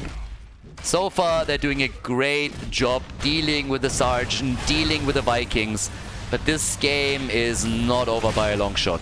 Good damage at the top, by the way. The fort of Oxygen Esports has been reduced to 50% HP. And the hammer still is getting dropped here. Shot after shot. Nice! The Entomb! But Anduin, that little killjoy, comes in and ruins the play. Hazu moving back out. Leo trying to retreat, but it's Rhaegar that dies next as Li Ming and Genji are connecting the damage, looking for the resets on the Swift Strike for Genji and all the abilities here for Li Ming. Kill after kill now. 4 kills to 1. Chili Mountain slowly finding their rhythm here. Dino moving into the middle now. Damage output, 21,000 for the Sergeant, but take a look at Genji. Dino's popping off for the team now. He has to deliver, and he's trying his best. 35,000 damage for him as the double altar gets announced on the map. Even experience, fairly even experience for the two teams. Nick is sitting at 14,000, by the way. Same amount that Leo is currently able to bring to the board. And Hazo is still protecting the bot lane. Another kill against Eric. Ultralisk is going to have a much harder time against the Vikings later on in the game. Keep that in mind. Right now, it's still fairly easy to get kills against them. But once that level 16 is available for the Vikings and we have the Largen in charge, Olaf is going to make his play for Ultralisk and Li Ming can be flanked. Oh, beautiful kill here against Rhaegar. Nicely done. That was well done and Nick gets away with 28 points. But yeah, it's a common misconception that if you're having a Li Ming against the Vikings, that Li Ming can just get reset after reset after reset against the Viking player. And that's only true when the Viking player doesn't know what the fuck he's doing. But once that you get level 16 and Copenhagen has the stun for Olaf, then Li Ming becomes the target. The Viking can literally try and flank in on her and just spin her to death. So there's a lot that he could do once that happens. Now we're 3 levels away from that being an option. But a good Viking player is always going to be able to, make Li Ming's life a lot harder than you'd think. Jump is also helping to evade some of these combos and playing around the cooldowns. We got 5 kills to 1 now. And with the level 13 talents, both the teams are ready. The drain continues with the Unyielding Despair. Rhaegar hasn't made a choice yet. 5 kills to 1, 14 to 14. And they're trying to go for the channel again. 24 points on the core against 36. It's all about the late game on Towers of Doom. You gotta have the patience here. And Hazo is eating damage. Hazo is eating a lot of damage. Light bomb engaged! And what a beautiful kill against Rhaegar. Perfect execution. Light bomb engaged, swift strike damage. Went in with the X strike, everything they had, and they channel another altar. Quick look at that kill. Check this one out. That one was textbook. Absolutely textbook. They come in, they get the light bomb, and bye-bye Rhaegar. 6 kills to 1. 15 to 15. Despite all of the kills that we've seen so far, we still have even experience for the teams. Thanks to the Vikings. But now the blue team is slowly pulling ahead. Now they're slowly pulling ahead here. And we got the camps, of course, taken too. So here's the moment where they're gonna try and take one of the bell towers. And claim this one at the bot lane. 16 is ready for them. And we get the mirror ball. And even worse, the Glyph of Faith. Tricky for Leo to make anything happen. Leo can always die, they can always trade him, but so far there weren't really a whole lot of trades. Triple Entomb!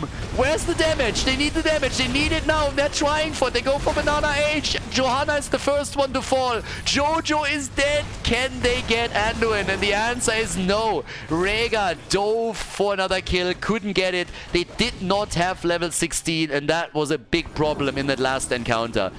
Now we get the level 16 talents. This time no giant killer. Again, it's the same build that Nick is using. He goes for the mechanical know-how. And we have the Largen in charge plus the Way of 100 Fists. Now a lot of the damage talents are coming online for Oxygen Esports. They couldn't get the kill on Anduin, but they were able to take down Johanna. And it's a double altar that spawns at the top. Pumpkins are making their way in. Pumpkins are getting connected. They still have to defend against the others. They force the bunker. The Quasar gets out as the tomb hits him hard. But this is starting to get a lot more competitive now. The problem is that the top bell tower needs to be retaken. Which means 5 shots fired if Masquerade gets the channel. Only 3 for the red team. Better than nothing, I guess, at the end of the day. But that's still 15 points against 33. Now, as I said before, we have seen too many games where a team was down to single digit on the core against 35, 36 and it still turned it. The late game is everything on Towers of Doom. But it's never a comfortable position when you're this far behind. But they are looking good in experience. And level 20 talents are going to be big here as well. So in XP, the Vikings, they've done their job. They're retaking the top now. Benny is helping out with that. Tunnels are opening too. And they try to claim the bell tower at the bottom of the map now. Chili Mountain is ahead. They are the ones making the plays. They are the ones really writing the agenda here. They're coming in, taking the initiative time and time again. But is it going to be enough in the late game? Too many games have been turned after level 20. In this series, not only in the tournament, we had plenty in the tournament, but even in this series it happened multiple times. 7-sided strike to save Nick, and he's dead. Nice! What a kill! Once again by Li Ming. Nicely done. Bunker to stop him for just a second. And here comes Chili Mountain. More and more attacks here. Trying to get the damage out, get that momentum. And they have 6 spell towers now to 2. Now, to be fair, this one is going to be retaken. But they still maintain, of course, the upper hand. Pumpkins through the bot lane. And in addition to that, of course, a triple altar phase that is coming up, which technically could end the game. This could end the game. If they get all 3, it's lights out. Good Entomb, but where's the damage? Sergeant Hammer with the auto attacks, but they need a little bit more. They don't have anybody else down there. This is going to be the big one. Can Oxygen Esports stop the bleeding? Quasar with the easy channel. Li Ming with another one. They're going to be down to single digits. Easy hits. 5 shots fired. A boom. And we're going to get another 5 right now. They are down to 5. 10 points lost already. They're at least going to claim the 3 from the top, right? But still, the boss is up on the map. That's 4 points. You escort a pumpkin in and Bob's your uncle. So, well, there it is. Top side. We already got 8 kills to 2 now. We got 30 points to 5. And level 20 for both of the teams soon TM. Chili Mountain. They're doing everything they can here to bring this back. They won the first one. They won the first map. Oxygen Esports came into this with the lead thanks to the winner bracket advantage. And then Chili Mountain quickly turned it by winning the first map of the series. But then things went horribly wrong for them. Even the games where they took the lead turned against them.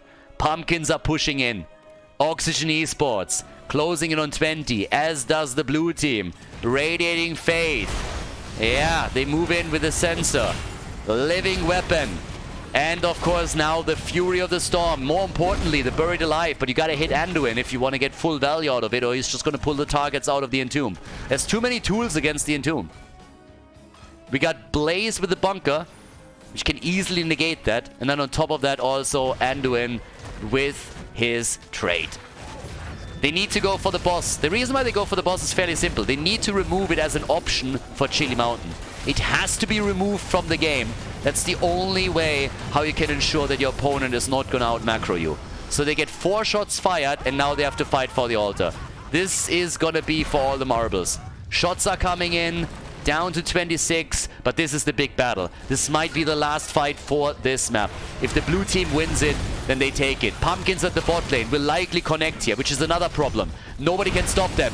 And there's the 7-sided. Dainu with a stun and the light bomb. The Ancestral is already out. The big heals are there. But they are in trouble. Pumpkins at the bot lane. Check him out on the minimap. There will be a few shots against the core. They can't prevent this from happening. They have to be here. And the shots are fired. They're down to 2 points on the core. Oxygen Esports is about to lose this 4th map in the series. The 3rd map in the series. Viking stunned and killed. 1, 2, 3. All of them are dead.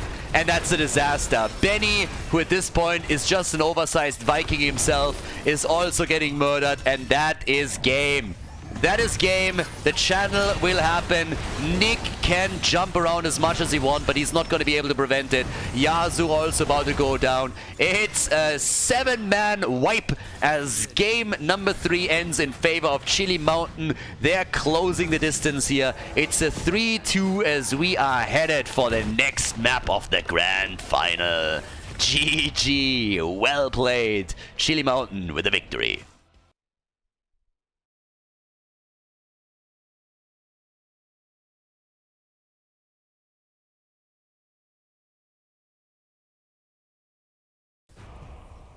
Game number 4, everybody. Alterac Pass is the map. Another big one. Oxygen Esports still in the lead. They failed to win on the first match point. Now they have match point number 2. Chili Mountain, they were able to win it on Towers of Doom, so now they have 2 points on the board. Oxygen Esports has still 2 match points remaining, and they're gonna try to win it right here on Alterac Pass. The map chosen again by Chili Mountain. So they like to go for these maps. They have their own strategies there. They played a lot with Tracer in the last couple of games. that they had on this one. And, well, Dino, he played Tracer, he played Genji on the map, so we're going to see how this is now going to work out for the blue team. Can they really make it happen? Can they really win another one and then force Oxygen Esports onto the final map of the best of 7? That's the big question here, of course, as now Brightwing is banned, Blaze is banned this time.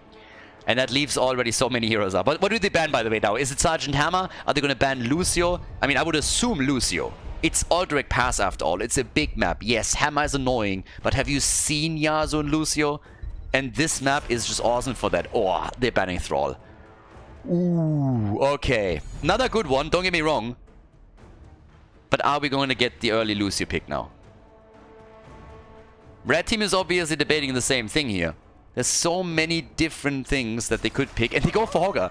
They go for Hogger instead of going for the Lucio pick. So Hogger, awesome to take the camps, can help you a lot with the boss.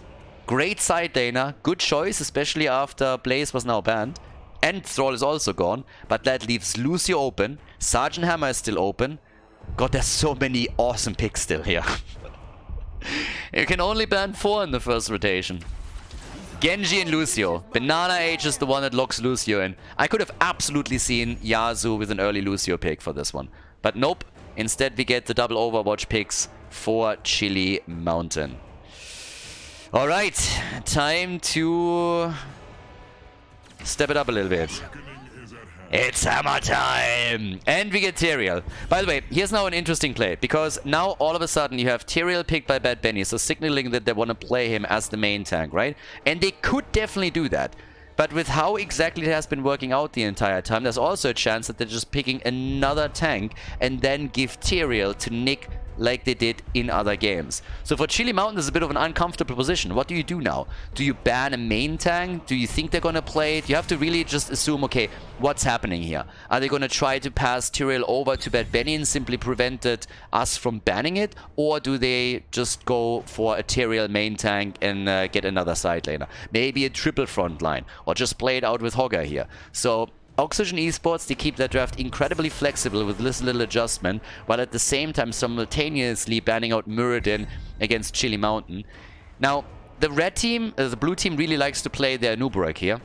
I've been talking about this specifically when Chili Mountain played against the Bang Bush earlier, so that's something they could do, but Oxygen Esports is of course fully aware what Nuburak can do with that little cheese around the prisoner camp, around the objective. So they're going to monitor that if a Nuburak gets taken. But that's definitely a big option, and they don't go for it. They go for Jojo instead. Masquerade has been choosing a Nuburak over and over and over again on Aldrich Pass, but this time he deviates away from it and just says, alright, we're going to go for Jojo. More survivability, different style, has the blind against Sergeant Hammer, so they don't want to go for a Nuburak here. Don't play towards the objective, try to counter Hammer as best as possible, and they have Urel here too. The final 2 picks, this is the moment of truth. Tyrael main tank or not? No. They go for Diablo, they will swap Tyrael over to Nick, and Yasuo is playing Uther, so we even got a Divine Shield now. Aldrich Pass, and it is hammer time once again. Okay, so Ultralisk on the other hand. Final pick. He could play Genji. They could pick something for Dino instead. What's it gonna be? Aldrich Pass, map number 4.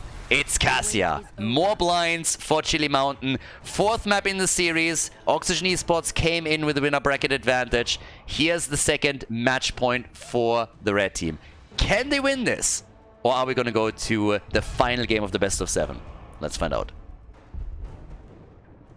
Game number 4, Chili Mountain. They were able to win 2, and now they are aiming to force the final map of the best of 7 series. On the left side, Banana Age with Lucio, ideal hero for the map. A big map where you can speed them around from lane to lane, gank up on people. We have Dino and Genji, Ultralisk on Cassia, Quasar on Urel, and Masquerade on Johanna. On the right side of the map, we get Nick on Tyrael. Once again, worked out beautifully well for them in one of the previous games, but can they pull it off here on Aldrich Pass? That's the question. Hazops and Sergeant Hammer, Benny on Diablo, Copenhagen on Hogger, and Yasuo is playing Uther. Early game, usually pretty relaxed here. So normally we don't have anybody going for the objective before level 7. sometimes even shortly before they hit level 10. But things could, of course, be very, very different here. So time will tell. By now, we have on level 1 also the Wave of Light. We get Cassia coming in with the charged strikes. Top side, bit of a play for Yrel here as they're starting to put pressure on Dequaza. Nico on the side lane, of course, is going to have a very hard time soloing off against Yrel here. So Benny is helping out a bit in the early game. Hazu Ops trying to get some structure damage in. But here comes the rotation. And Masquerade, oh, they go for Uther. They switch targets. They were aiming for Sergeant Hammer. But Hazu is ready, helps out and safeguards Uther. No kills just yet. And also again the advanced artillery. What a series, by the way. What a tournament. So many amazing games that we had so far. Yesterday, we had some incredible matches in the best of 3s, in the best of 5s. Then today, the opening one, Chili Mountain, displaying a completely different style all of a sudden after the first map that they played against the Bang Bush, and then really just ripping them apart in the following 3 games. And now in the grand final, it's just blow for blow, hit after hit, each team just fighting for every inch of the map, for every little advantage that they can then eventually snowball. And it leads us to this 4th map here on Alderac Pass. Damage is coming in once again at the top side as they're trying to go, well, for a kill. I was actually saying for a tower, but they're going for Dequaza, and a lot of body blocking is happening, and it nearly leads to a kill. Copenhagen also nearly dies, but that forces Dequaza to go for the cooldown. Level 4 talents are ready. And they got some structural damage in too, but of course the main goal was to drop Yrel, and they failed at doing that. But they made it very difficult for Dequaza to stay alone. And there is a rotation towards the top that now happened with Genji and with Lucio, but that also means that Chili Mountain is taking structural damage at the bottom of the map because Hazu can siege up, is protected by Uther, and helped out here as he's going for the first towers of the game. So yes, nicely done. But alright, we got up at the top, Dequaza against Nick still. Prisoner Camp is now popping off. As I already said, before level 7 usually nothing happens there. And oftentimes, even for a level or 2 after that, nobody is making a real decisive move for it, trying to commit. Got a few stacks together for Genji. He's of course going to be one of the big linchpin here. And they are trying to go for the aggression.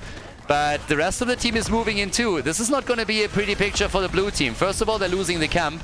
Maybe they can get a kill, but even that fails. So they used a bit of their time to try and make this play, but that means that they're late to the party on their own camp. So they just invested time and resources to try and steal this away, gank up on Hogga and maybe get a kill, and they failed at doing that. And they have not taken their own camp, therefore. So that's a problem. They have to protect the mid lane now, because these camps, they're hitting hard. They're super important. One of the most important things that you have to do on Alderac Pass. So there's the defense now. They need to bring 4 heroes in to help out with that, and you already know what's going to happen. We have Hogga pushing the top and trying to go for tower damage here. And yes, Captain Obvious move at the bottom of the map. Hazu is immediately trying to get some structural damage in against the gate and also against the second tower. And all of this is made possible because this camp did damage and nearly dropped the gate here.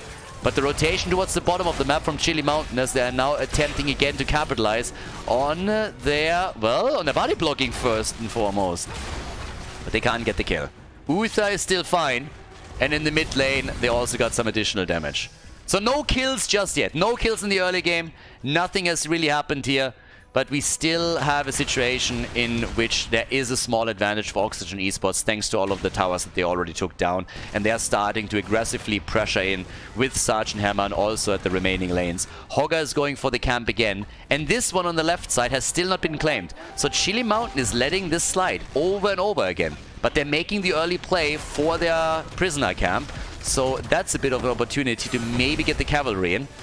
But Hogga will take this soon, and then they can go for the big fight while the camp is pushing the middle, and that will lead the blue team to abandon that play. But maybe they can lock it in before. So here we go. 8 seconds left. Uther's trying with the channel. They get the stun. Genji in trouble. Uther preventing it again. Only a few more seconds left. Can they interrupt again? It doesn't seem like it. Tyrael survives. Everybody else on the move back, and still no kill in this game. 5 minutes in, but only 2.7 seconds are left for Chili Mountain. If they can channel those, then they take objective number 1. The camp in the middle, once again, being aggressive here with the rest of the team, hoping to facilitate the kill, but it's bad. Benny, that's low. Benny! And he gets out. Benny gets away, and Hogga is still pushing, and the camp is doing damage too. Hogga at the top, gonna take one of the towers down for sure, working on the second one. They, of course, have to prevent Genji from channeling this one again, or they're gonna lose the first objective. Yeah, Hazu gets attacked right away, works some auto attacks in, has to retreat. Same build again with the regenerative biosteel on level 4, not going for the siege tactics, not enough stuns on the other side. Level 10, soon TM. Banana in trouble, getting attacked and pushed away from the team as Dino is trying to hop out here, gets caught by Diablo. The fight continues, Hazu with one hit after another from the back. Gets these auto attacks worked in and drops them low. 21,000 damage already from the Sergeant. 15,000 for Urel. Top damage on the blue team for the time being. Judgment once again. That one was obvious. With how Tyrael has been played by Nick in the previous games, he's going for the aggressive plays again. No surprise there. Uther with the Divine Shield, with the Divine Storm.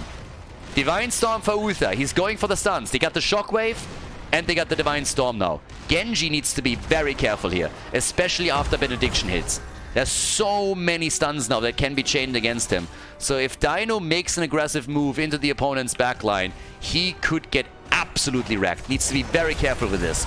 But they go for Benny, and do they need the stun? Not yet, no Divine Storm, but it's Lightning Fury, and they go for Genji. One stun, two stun, not enough damage. They get another one, but this is all in vain if he still can Swift Strike out, but it seems like Masquerade is the first one to fall. First blood again!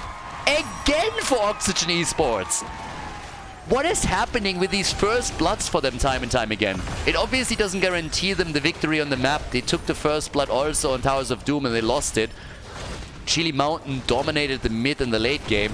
But this is still impressive that every single time it seems to be them that get the first kill of the game here.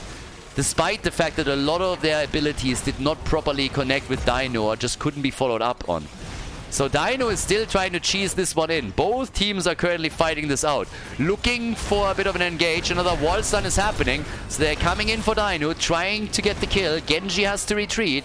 And they're still holding on to the camp for now. 2.7 points against 8.2 seconds. Very close. I mean, at this point, it's kind of crazy. And of course, they're still all fighting for this. Genji jumping in. Hogga. Urel. Yasuo has the stun back in a few seconds. Judgment for Lucio. And Diablo can't get the grab. He can't hold on to Lucio. That could have been a kill. Lucio is going to be a prime target as this continues. Uther has the Divine Storm. They got that stun again. But Nick has to wait for his cooldown to come back. They're pushing the mid lane a little bit. And Genji is immediately there trying to force Nick back. 16 stacks for Nick on the level 1. 16 already. And here comes the Sergeant. It's hammer time again. They go for Dino. He zips away, but takes the damage. And this is looking good for the red team. They're retreating a little bit, but controlled. Uther dies, but he gets the stun out. Is there a counter kill? No. Great engage by Genji onto Uther. He's dropped. He got the stun, but there was no follow-up. And now it's a 4v5. Initially looked like a very controlled approach by Oxygen Esports, but then the shift in targets as all of a sudden Uther becomes the main focus of Genji and all of the aggression that Chili Mountain could muster, and it leads to a death on the support. 3 seconds and he's going to be back on the map. Good interrupts from Hazu. Difficult for Masquerade to get the channel here as long as they have that position. Blessed Shield is coming in. No support, no heals. And that equals a kill. Judgment again on Genji. But there's just no coordination right now. They're scrambling. They're trying to somehow prevent the camp from being claimed. But Chili Mountain shows no mercy. They get the second kill and they get the Raiders. The Cavalry. They have the upper hand now. Level 13 talents. With that, they get the gloves of Alacrity. The heavy casters are in. The fuck is that? I'm not that heavy. What the hell are you talking about? That's just mean at this point. That's just not okay. That's not cool. Alright, 13 to 13. And up at the top lane Yep, they're trying to go straight in for that fort. Down to the bottom of the map, similar picture. So they're spreading out on all 3 lanes. Moving into the mid lane, and this fort is likely not gonna... maybe they can just save it. Maybe just. Oh, yeah, the hits. They're not enough to drop it. The fort is still in play. Down to the bot lane, though. It seems like Copenhagen is really struggling against Dino here. So, yeah, the rest of the blue team is also coming through. So this time they are making sure that the fort indeed falls. So they have damaged all 3 of them properly. But the one at the bot lane got taken down. So, with that, a play for the mid lane. And they get another one. 2 of the forts are destroyed. Chili Mountain, guys. I told you earlier when it was a 3-1 lead for Oxygen Esports that there is a chance they are going to bring this back. And that they are the one team in Europe that I would believe they could pull this off. 3 wins in a row to crown themselves the champion. And it's still true. Can they pull it off? We'll find out. But so far, they've made the first step on the last map. And they're looking good in this game on Aldrich Pass, which is, of course, their map choice once again.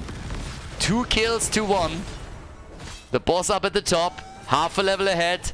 Chili Mountain destroyed 2 forts. And they are closing in and destroying another one.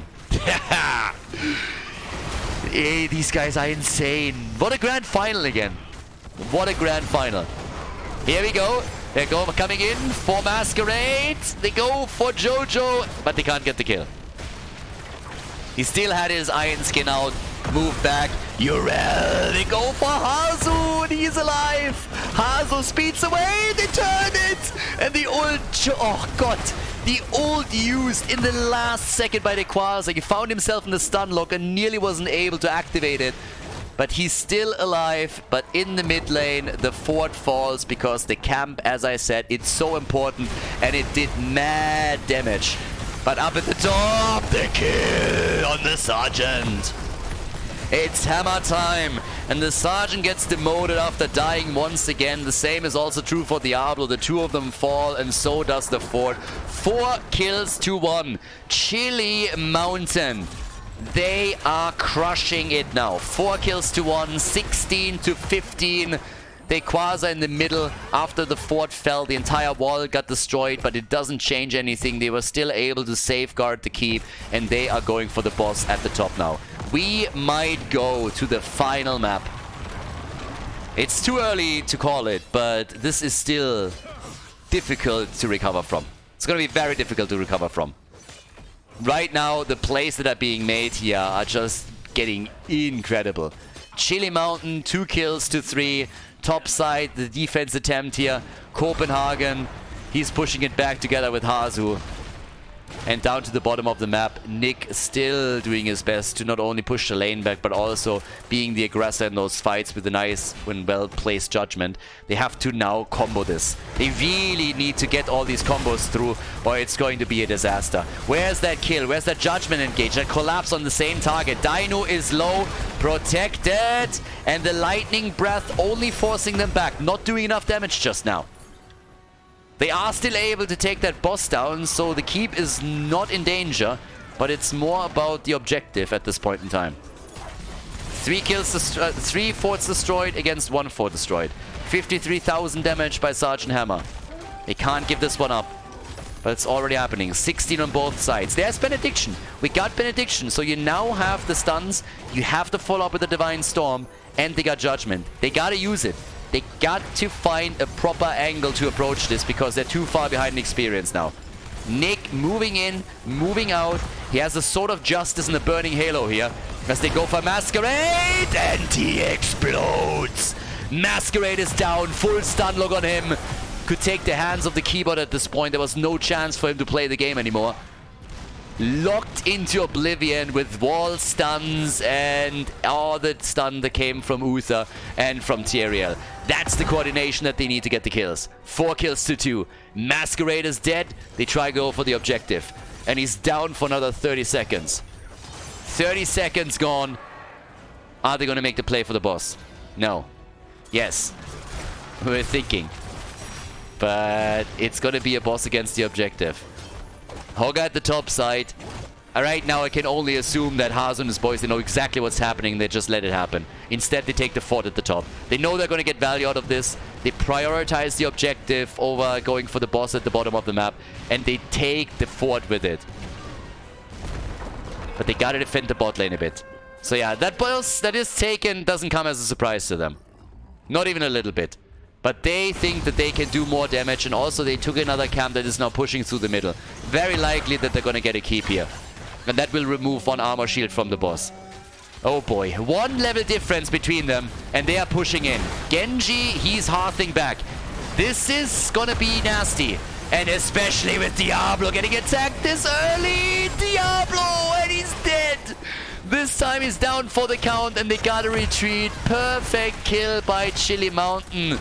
That's how you get value, baby. That's the value play right there. They save their keep. The objective not doing enough. Level 20 talents are ready. Down at the bottom of the map, the boss has been defeated by the cavalry. But the only thing they got out of this is the fort at the top. That's not quite fair. 50% of the keep has been destroyed, but that's pretty much it. Boss defense is ready. They are looking for level 20, but, well, they gotta look a little bit longer and a little bit harder because it's an entire level that they gotta soak now. Diablo died for the second time. Back in 10 seconds. They go for the next camp.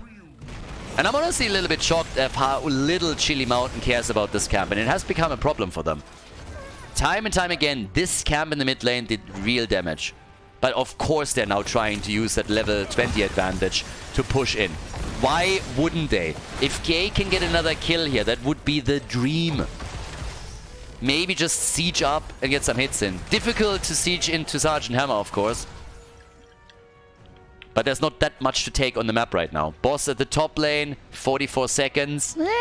Maybe. One at the bottom of the map, no chance. Wait for the objective. So that level 20 window is not as good for them as you might have thought. There's just not as much to take on the map. They can't really wait for the boss. There's experience to be gained now at the bottom of the map for Oxygen Esports. That should get them close. But they can poke this at least a little bit. And the rotation for the defense is now happening. So yeah, soon to be level 20. They need to take this double wave down. That's the experience that you need, right there. Right there. Home delivery. Home delivered by Chili Mountain. One more wave is all that they need. And the objective is about to be announced. The boss at the top has also spawned. Oh boy. That's going to be a 20 versus 20 battle. And each team... I mean... There is a fort at the bot lane that gives Chili Mountain an advantage, but they also lost half of the HP at the keep in the middle. So if there's a 5-man wipe, for example, by Oxygen Esports, they can immediately go for a game. And now we got Redemption, we got the Ultra Capacitors, we got the Angel of Justice, Hogger coming in with a no control. Only Diablo hasn't made a choice yet. Probably going to go for the Hellgate again. Has a few options, of course, but we'll see what he is going to pull off. And they go for the camp. There it is, guys. This might be it. Could be the last and final fight here. Chili Mountain against Oxygen Esports. The grand final best of 7 series at the Masters Clash. Benny with the engage. Looks for the grab. Doesn't get it. They are retaking the camp control. And there is still one mercenary play in the middle that can be executed. They got to deal with that. And they got to do it quickly. Because this keep is not looking good.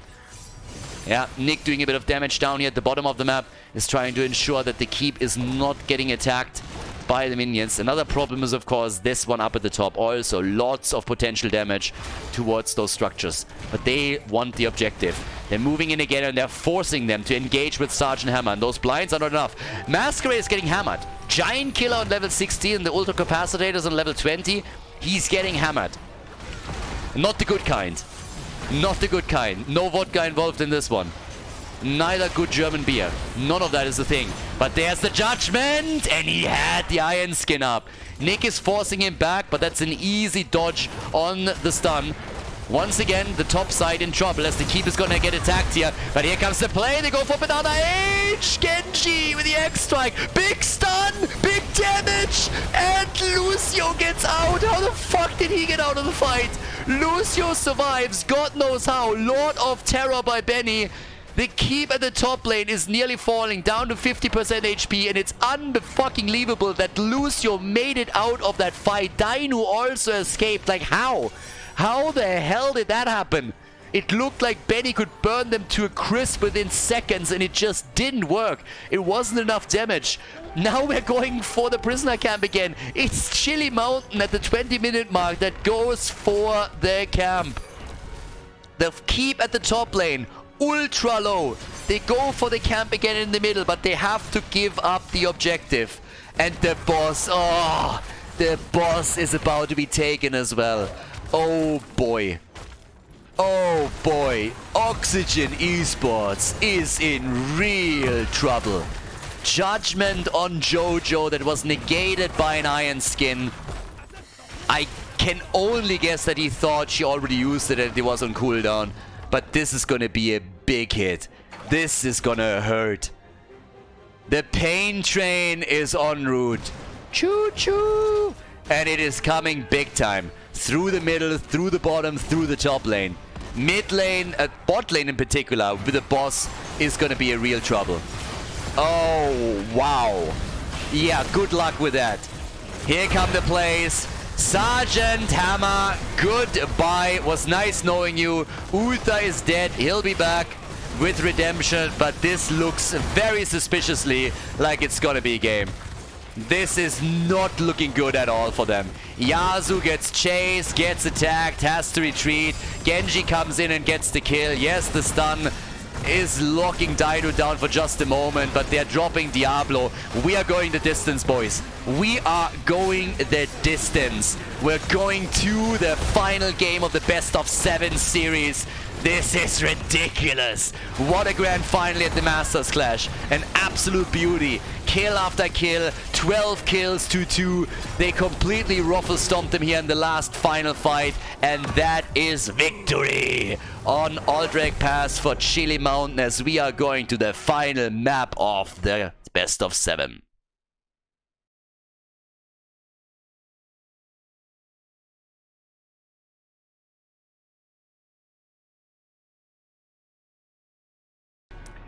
The final map, I cannot believe that we're actually here. It's Infernal Shrines, everybody. We're going straight in. Oxygen Esports. They had 2 match points already. They missed both of them. Now we got Chili Mountain winning 2 in a row here, and I cannot believe that the series is really coming down to the final map. Medivh gets banned, Brightwing gets banned, Lucio gets banned. You screw up here and it's over. I mean, this is really it. Whoever wins this map has it. The final map in the best of 7. And can't get any better for a grand final. Unbelievable. Infernal Shrines. Here we go. It's incredible. Do you ban Sergeant Hammer here? It's a good map for the Hammer. Thrall. They banned Thrall so far. Every time. I think this time they're going to switch away. They go for Rhaegar. Thrall is up. Hammer is up. Oh, Jojo. Insta Jojo pick. Bad Benny. He goes for Jojo. They didn't want to deal with Masquerade on the hero. Now they pick it for themselves. Oh boy. What a final. What a tournament. Incredible. Unbelievable, honestly. Can Chili Mountain do it again? Can Chili Mountain win another tournament?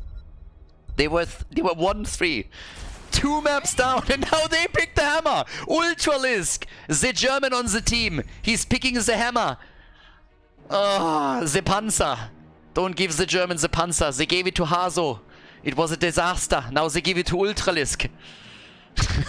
Holy shit. I mean, Ultralisk played it in the past too. It's not like he all of a sudden just, you know, gets it for the first time or anything. So now they got Blaze and they got Sergeant Hammer. Hammer time by Chili Mountain. Chromie and Deckard Kane. It's getting wild. Yay! Shut up. Oh. Kerrigan gets banned. Oh, what's happening here? Deckard Kane, Chromie, Jojo, Blaze, Sergeant Hammer. They are all here. Oh my god. Next ban. Final ban for the series. final ban for the series, and there it is. It's Anduin. They're so done with Anduin. I would be so pissed at that hero by now. Can you imagine making play after play with either stun combinations or dropping in Entomb with Leon, then Anduin is just sitting there in the back and just pulls the target out? Insane. So yes, he gets all the hate here on the final ban.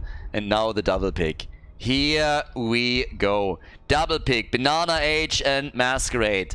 Infernal Shrines. Tyrael, Blaze, and Malfurion to protect the hammer. What is Nick gonna pick now? Are we getting the Thrall pick? He was banned time and time again. Here's an opportunity to lock it in if you really want him.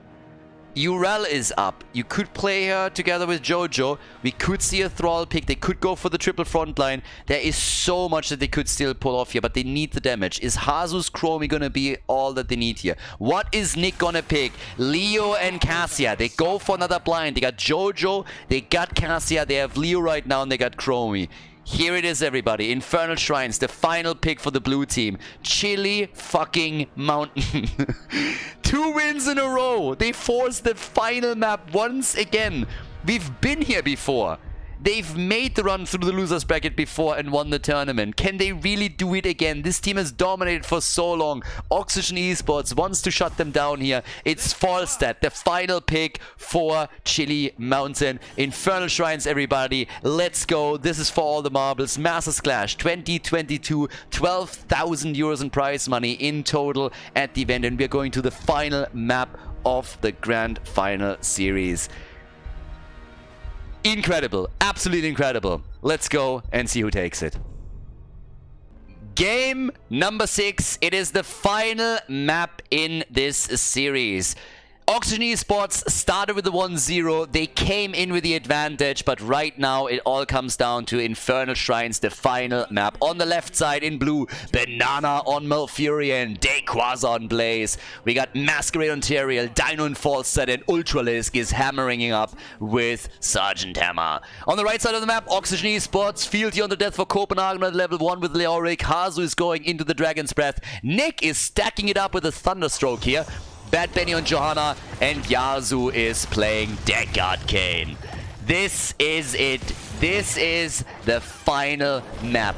Every single time you're running it down mid here, every time you get ganked, is potentially the end of the tournament and the end of the grand final. Ultralisk has to deal with Chromie. Not going to be happy with that. Whenever the hammer sieges up, Chromie is going to be there, dropping the damage from a distance. We got blinds also to deal with it. And after playing Sergeant Hammer time and time again, there's of course the big question. Can they themselves deal with it when they get a taste of their own medicine here? Already at the bottom of the map, Ultralisk is trying to get close enough to some structures to do some work.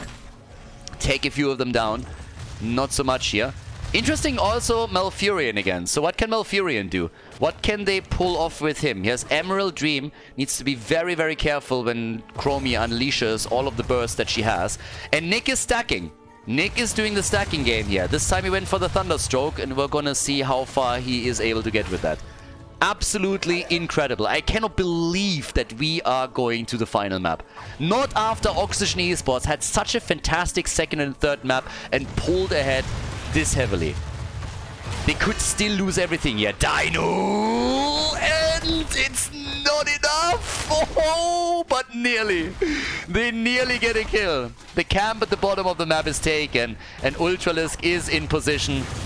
And here comes Chromie, and he just doesn't give a shit. He just sits there and is like, yeah, whatever. Nobody else is here. I'm totally fine. I'm coolio. Let's go. Yeah, so we got level 4 talents. We have with that also the Neil Peasant, so even a bit more wave clear now for them. Chromie and Cassia both getting their stacks in on level 1. Potion for Deckard Kane, the potion of shielding, ready on level 4. And it's siege tactics. This has been the debate the entire time. If you're playing Sergeant Hammer right now, do you go for the new build that Nick pioneered, or do you go more old school? And Ultralisk decides that he wants to have the siege tactics on level 4 instead of the regenerative biosteel. The first objective is about to be announced. There we go. Shrine at the bottom of the map, which means that both of the mercenary camps topside are going to get mad value. And so the teams are moving in for that. There's only one global on the map right now, and that's the Birdie. Volskaya he is going to push this out and is going to give the team a bit of an upper hand all the way up at the top. So we'll see what they can do with that. That being said, though, we have topside. Nick straight up going for the Shaman camp here. So he's going to get it too, a little bit delayed, but everybody else is already starting to fight it up on the first shrine. First objective, everybody. Here we go. Objective number 1. This is for the first Punisher, and it's a frozen Punisher. This one is going to hurt. There's a chance that you get the 4 together with it. Who will claim it? 14 stacks already for Chili Mountain. Here comes the birdie. Cassie at the top, and Chromie is dead. First blood for Chili Mountain. And they will get the first objective. Volskaya flew down, turning the fight into a 5 versus 4. Chromie got murdered in the back.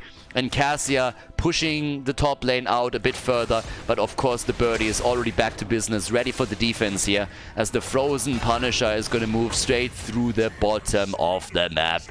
Chili Mountain, they want the fort. The wall is already low. This is where Hammer sieged up early, and the level 7 talent is allowing for the mobility now on Ultralisk. The gate is gone, so is the wall. They try for the full fort. 16 stacks for Chromie, 12 for Cassia. The early game for Chili Mountain. But good defense. Really good defense from Oxygen Esports. No chance to get the fort just yet. So well done by them. And all the way up at the top, we're having Dino still playing it out with Copenhagen, getting drained a bit. You got Nick in the mid lane, hoping for more stacks. Chromie completing her level 1 quest. And both teams on level 8. Slight leading experience for Chili Mountain, though. Chromie able to get her ult, and she goes for the slowing sands there. Alright, slowing sands for Chromie. Same time with the level 7 talents, we had the Swift Retribution, and of course the Hover Siege mode. And Cassia already with a money pick, rocking it up topside as they're trying to get in some extra damage on Dino to force him back, maybe even force a tap on the fountain. Dino realizes it early, moves away, but the camp is stolen. Good mercenary experience for Chili Mountain, and more pressure through the middle of the map as Sergeant Hammer is slowly sieging the bot lane in an attempt to get damage in on the fort. And talking about damage, yes, there's a lot also against Sergeant Hammer, but Ultralisk is nicely playing around all of this. So Chromie very much alone. Left alone to her own devices, and that's a problem. Dino is able to get away after they are focusing more into the fight in the mid lane, and flies straight up to the top lane to lock in the experience and give the team an advantage with heroic abilities. This is getting real dangerous. Guys, Oxygen Esports, put yourself in their shoes for just a second. They had the 3-1 lead, lost 2 maps in a row, and now have to fight on the final map against Chili Mountain. You can totally understand if in the back of their head it's just now, hey, what if this happens? What if I die? Do they actually win against us here? How do we do this? And once that you have that doubt in the back of your mind, it is very difficult to get rid of it. Can they really ignore all of this? Can they ignore the 2 losses that they suffered of the 2 previous maps and just fully focus now on Infernal Shrines? The early game wasn't really too great for them. They lost the first objective. They only suffered a single kill. Now they got level 10 abilities too, but they're still half a level behind. Blessed Shield. We got the Lul Nado even. No sleeper talk by Deckard Kane this time. He's not gonna whisper sweet stories into your ear to put you to sleep on this final map. No, we're going full Lul Nado on this one. Targeting Sergeant Hammer, of course. And talking about Sergeant Hammer, we have also formed now the BFG. Not heading into the lava. Oh, Nick! Ah, the Blessed Shield missing. Couldn't have really done too much here, I suppose. I don't think that would have resulted in a kill.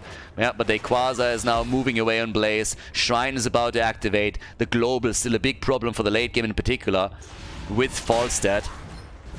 And we get the level 13 for Chromie. Down to the bottom of the map, she's still defending all of this. Goes for the timeout. That will definitely help Hazu in the team fight. But another camp comes in, and they're trying to get the lead here. Leo, the janitor, taking out the trash on the shrine with one swing after another. They forced the bunker already, so it's a big ult that's missing for the Quasar. But of course, there's still the sanctification from Tyrael that they gotta consider. Yasuo is there, Lulnado in play, not doing as much as they're hoping for. Tranquility gets popped by Malfurion, 19 stacks to 12 on the shrine. They're still fighting it, the poke is happening, Chromie with one hit after another, they go for the birdie, and Dino is able to escape. Dino gets out, They're forcing the hammer back as best they can. And where's Chromie with the damage when you need it? 34 stacks against 16. It's looking good. But there's the kill. The bird goes down. The bird goes down. The first kill for Oxygen Esports. But the Punisher is claimed by the blue team. And they're going for Yasu. They try to take the old man down. He barely walks away from the fight. But Masquerade is still on him.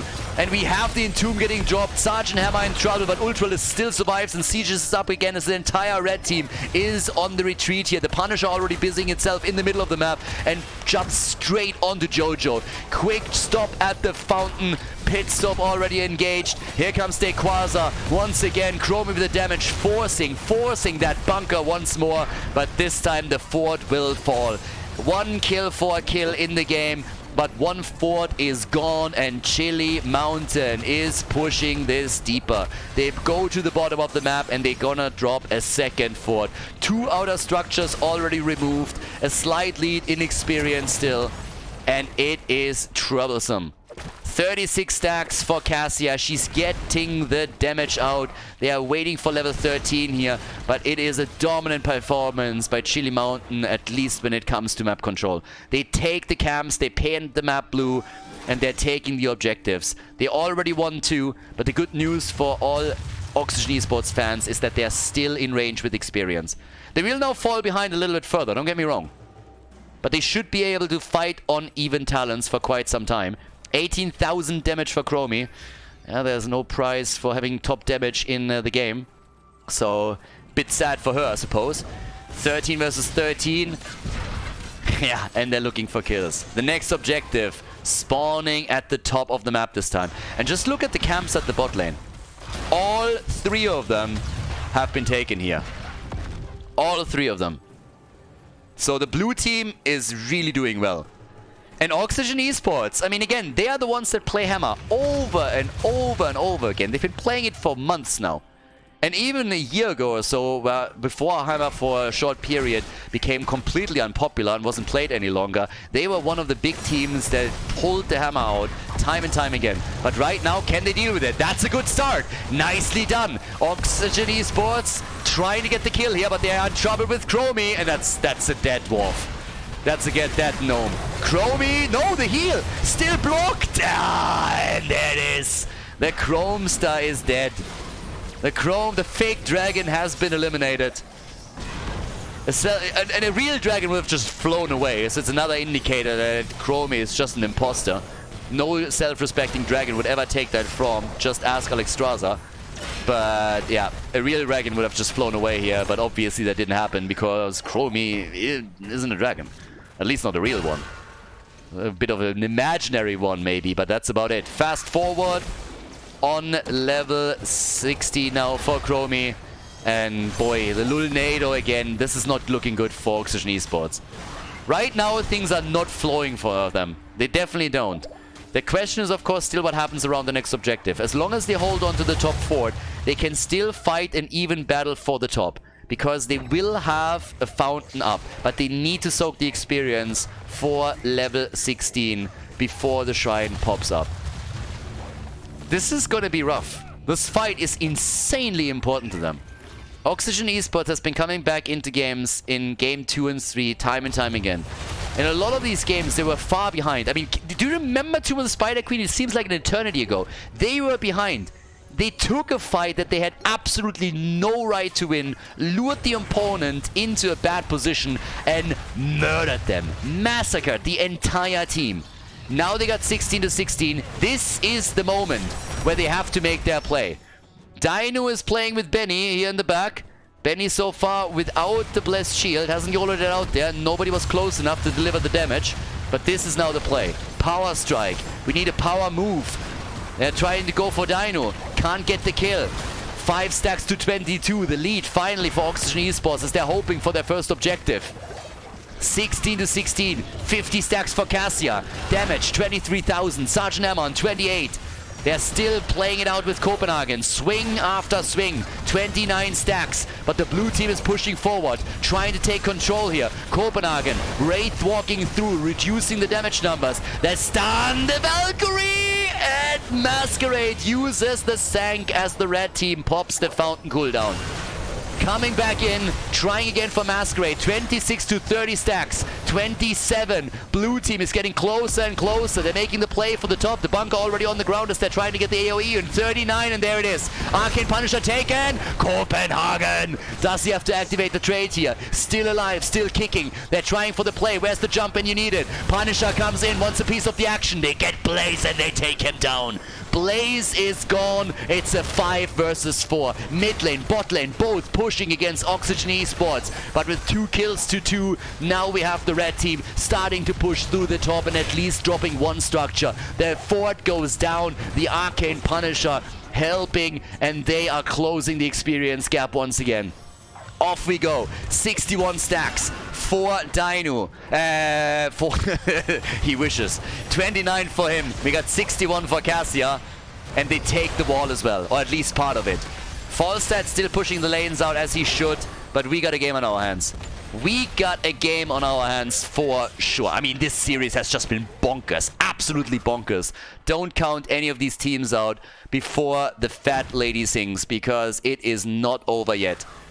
And we counted out too many teams too early here. The comebacks in this series have been real. 12,000 euros at the Masters Clash. They want the biggest chunk as they're coming in. We had Granite Gaming coming in 4th place. Bangbush came in 3rd. And now the battle for the championship. It's been a long time coming. The players in Paris playing on stage in front of the audience as Chromie gets her level 20. We got the Piercing Sands. This point, already camps claimed again. Quick look at the experience distribution. Look at the difference in mercenary experience. It's nuts. 4 times, nearly 4 times the experience through mercenary camps. The advantage in minion experience is what keeps Oxygen Esports currently on level with their opponent. 4 kills only at the 14-minute mark, and off we go. They push through the bot lane again. They are trying to control those lanes. The keep has taken damage, by the way. So it's not only the wall that has fallen. 1 tower standing, but not for long. But it's more about the keep. So if they can get air catapults towards that keep, then that's already a huge step towards potential victory. 30,000 damage for Cassia. They got all the blinds against Sergeant Hammer. Ultral is playing it slow, calm, and collected here. They gotta move back for now, but they're always trying. Land a hit, land 2, and move forward. Level 20 should be ready for the next objective. It will be announced soon. And then we're fighting for another objective. And this time there's only 1 team that has a fountain.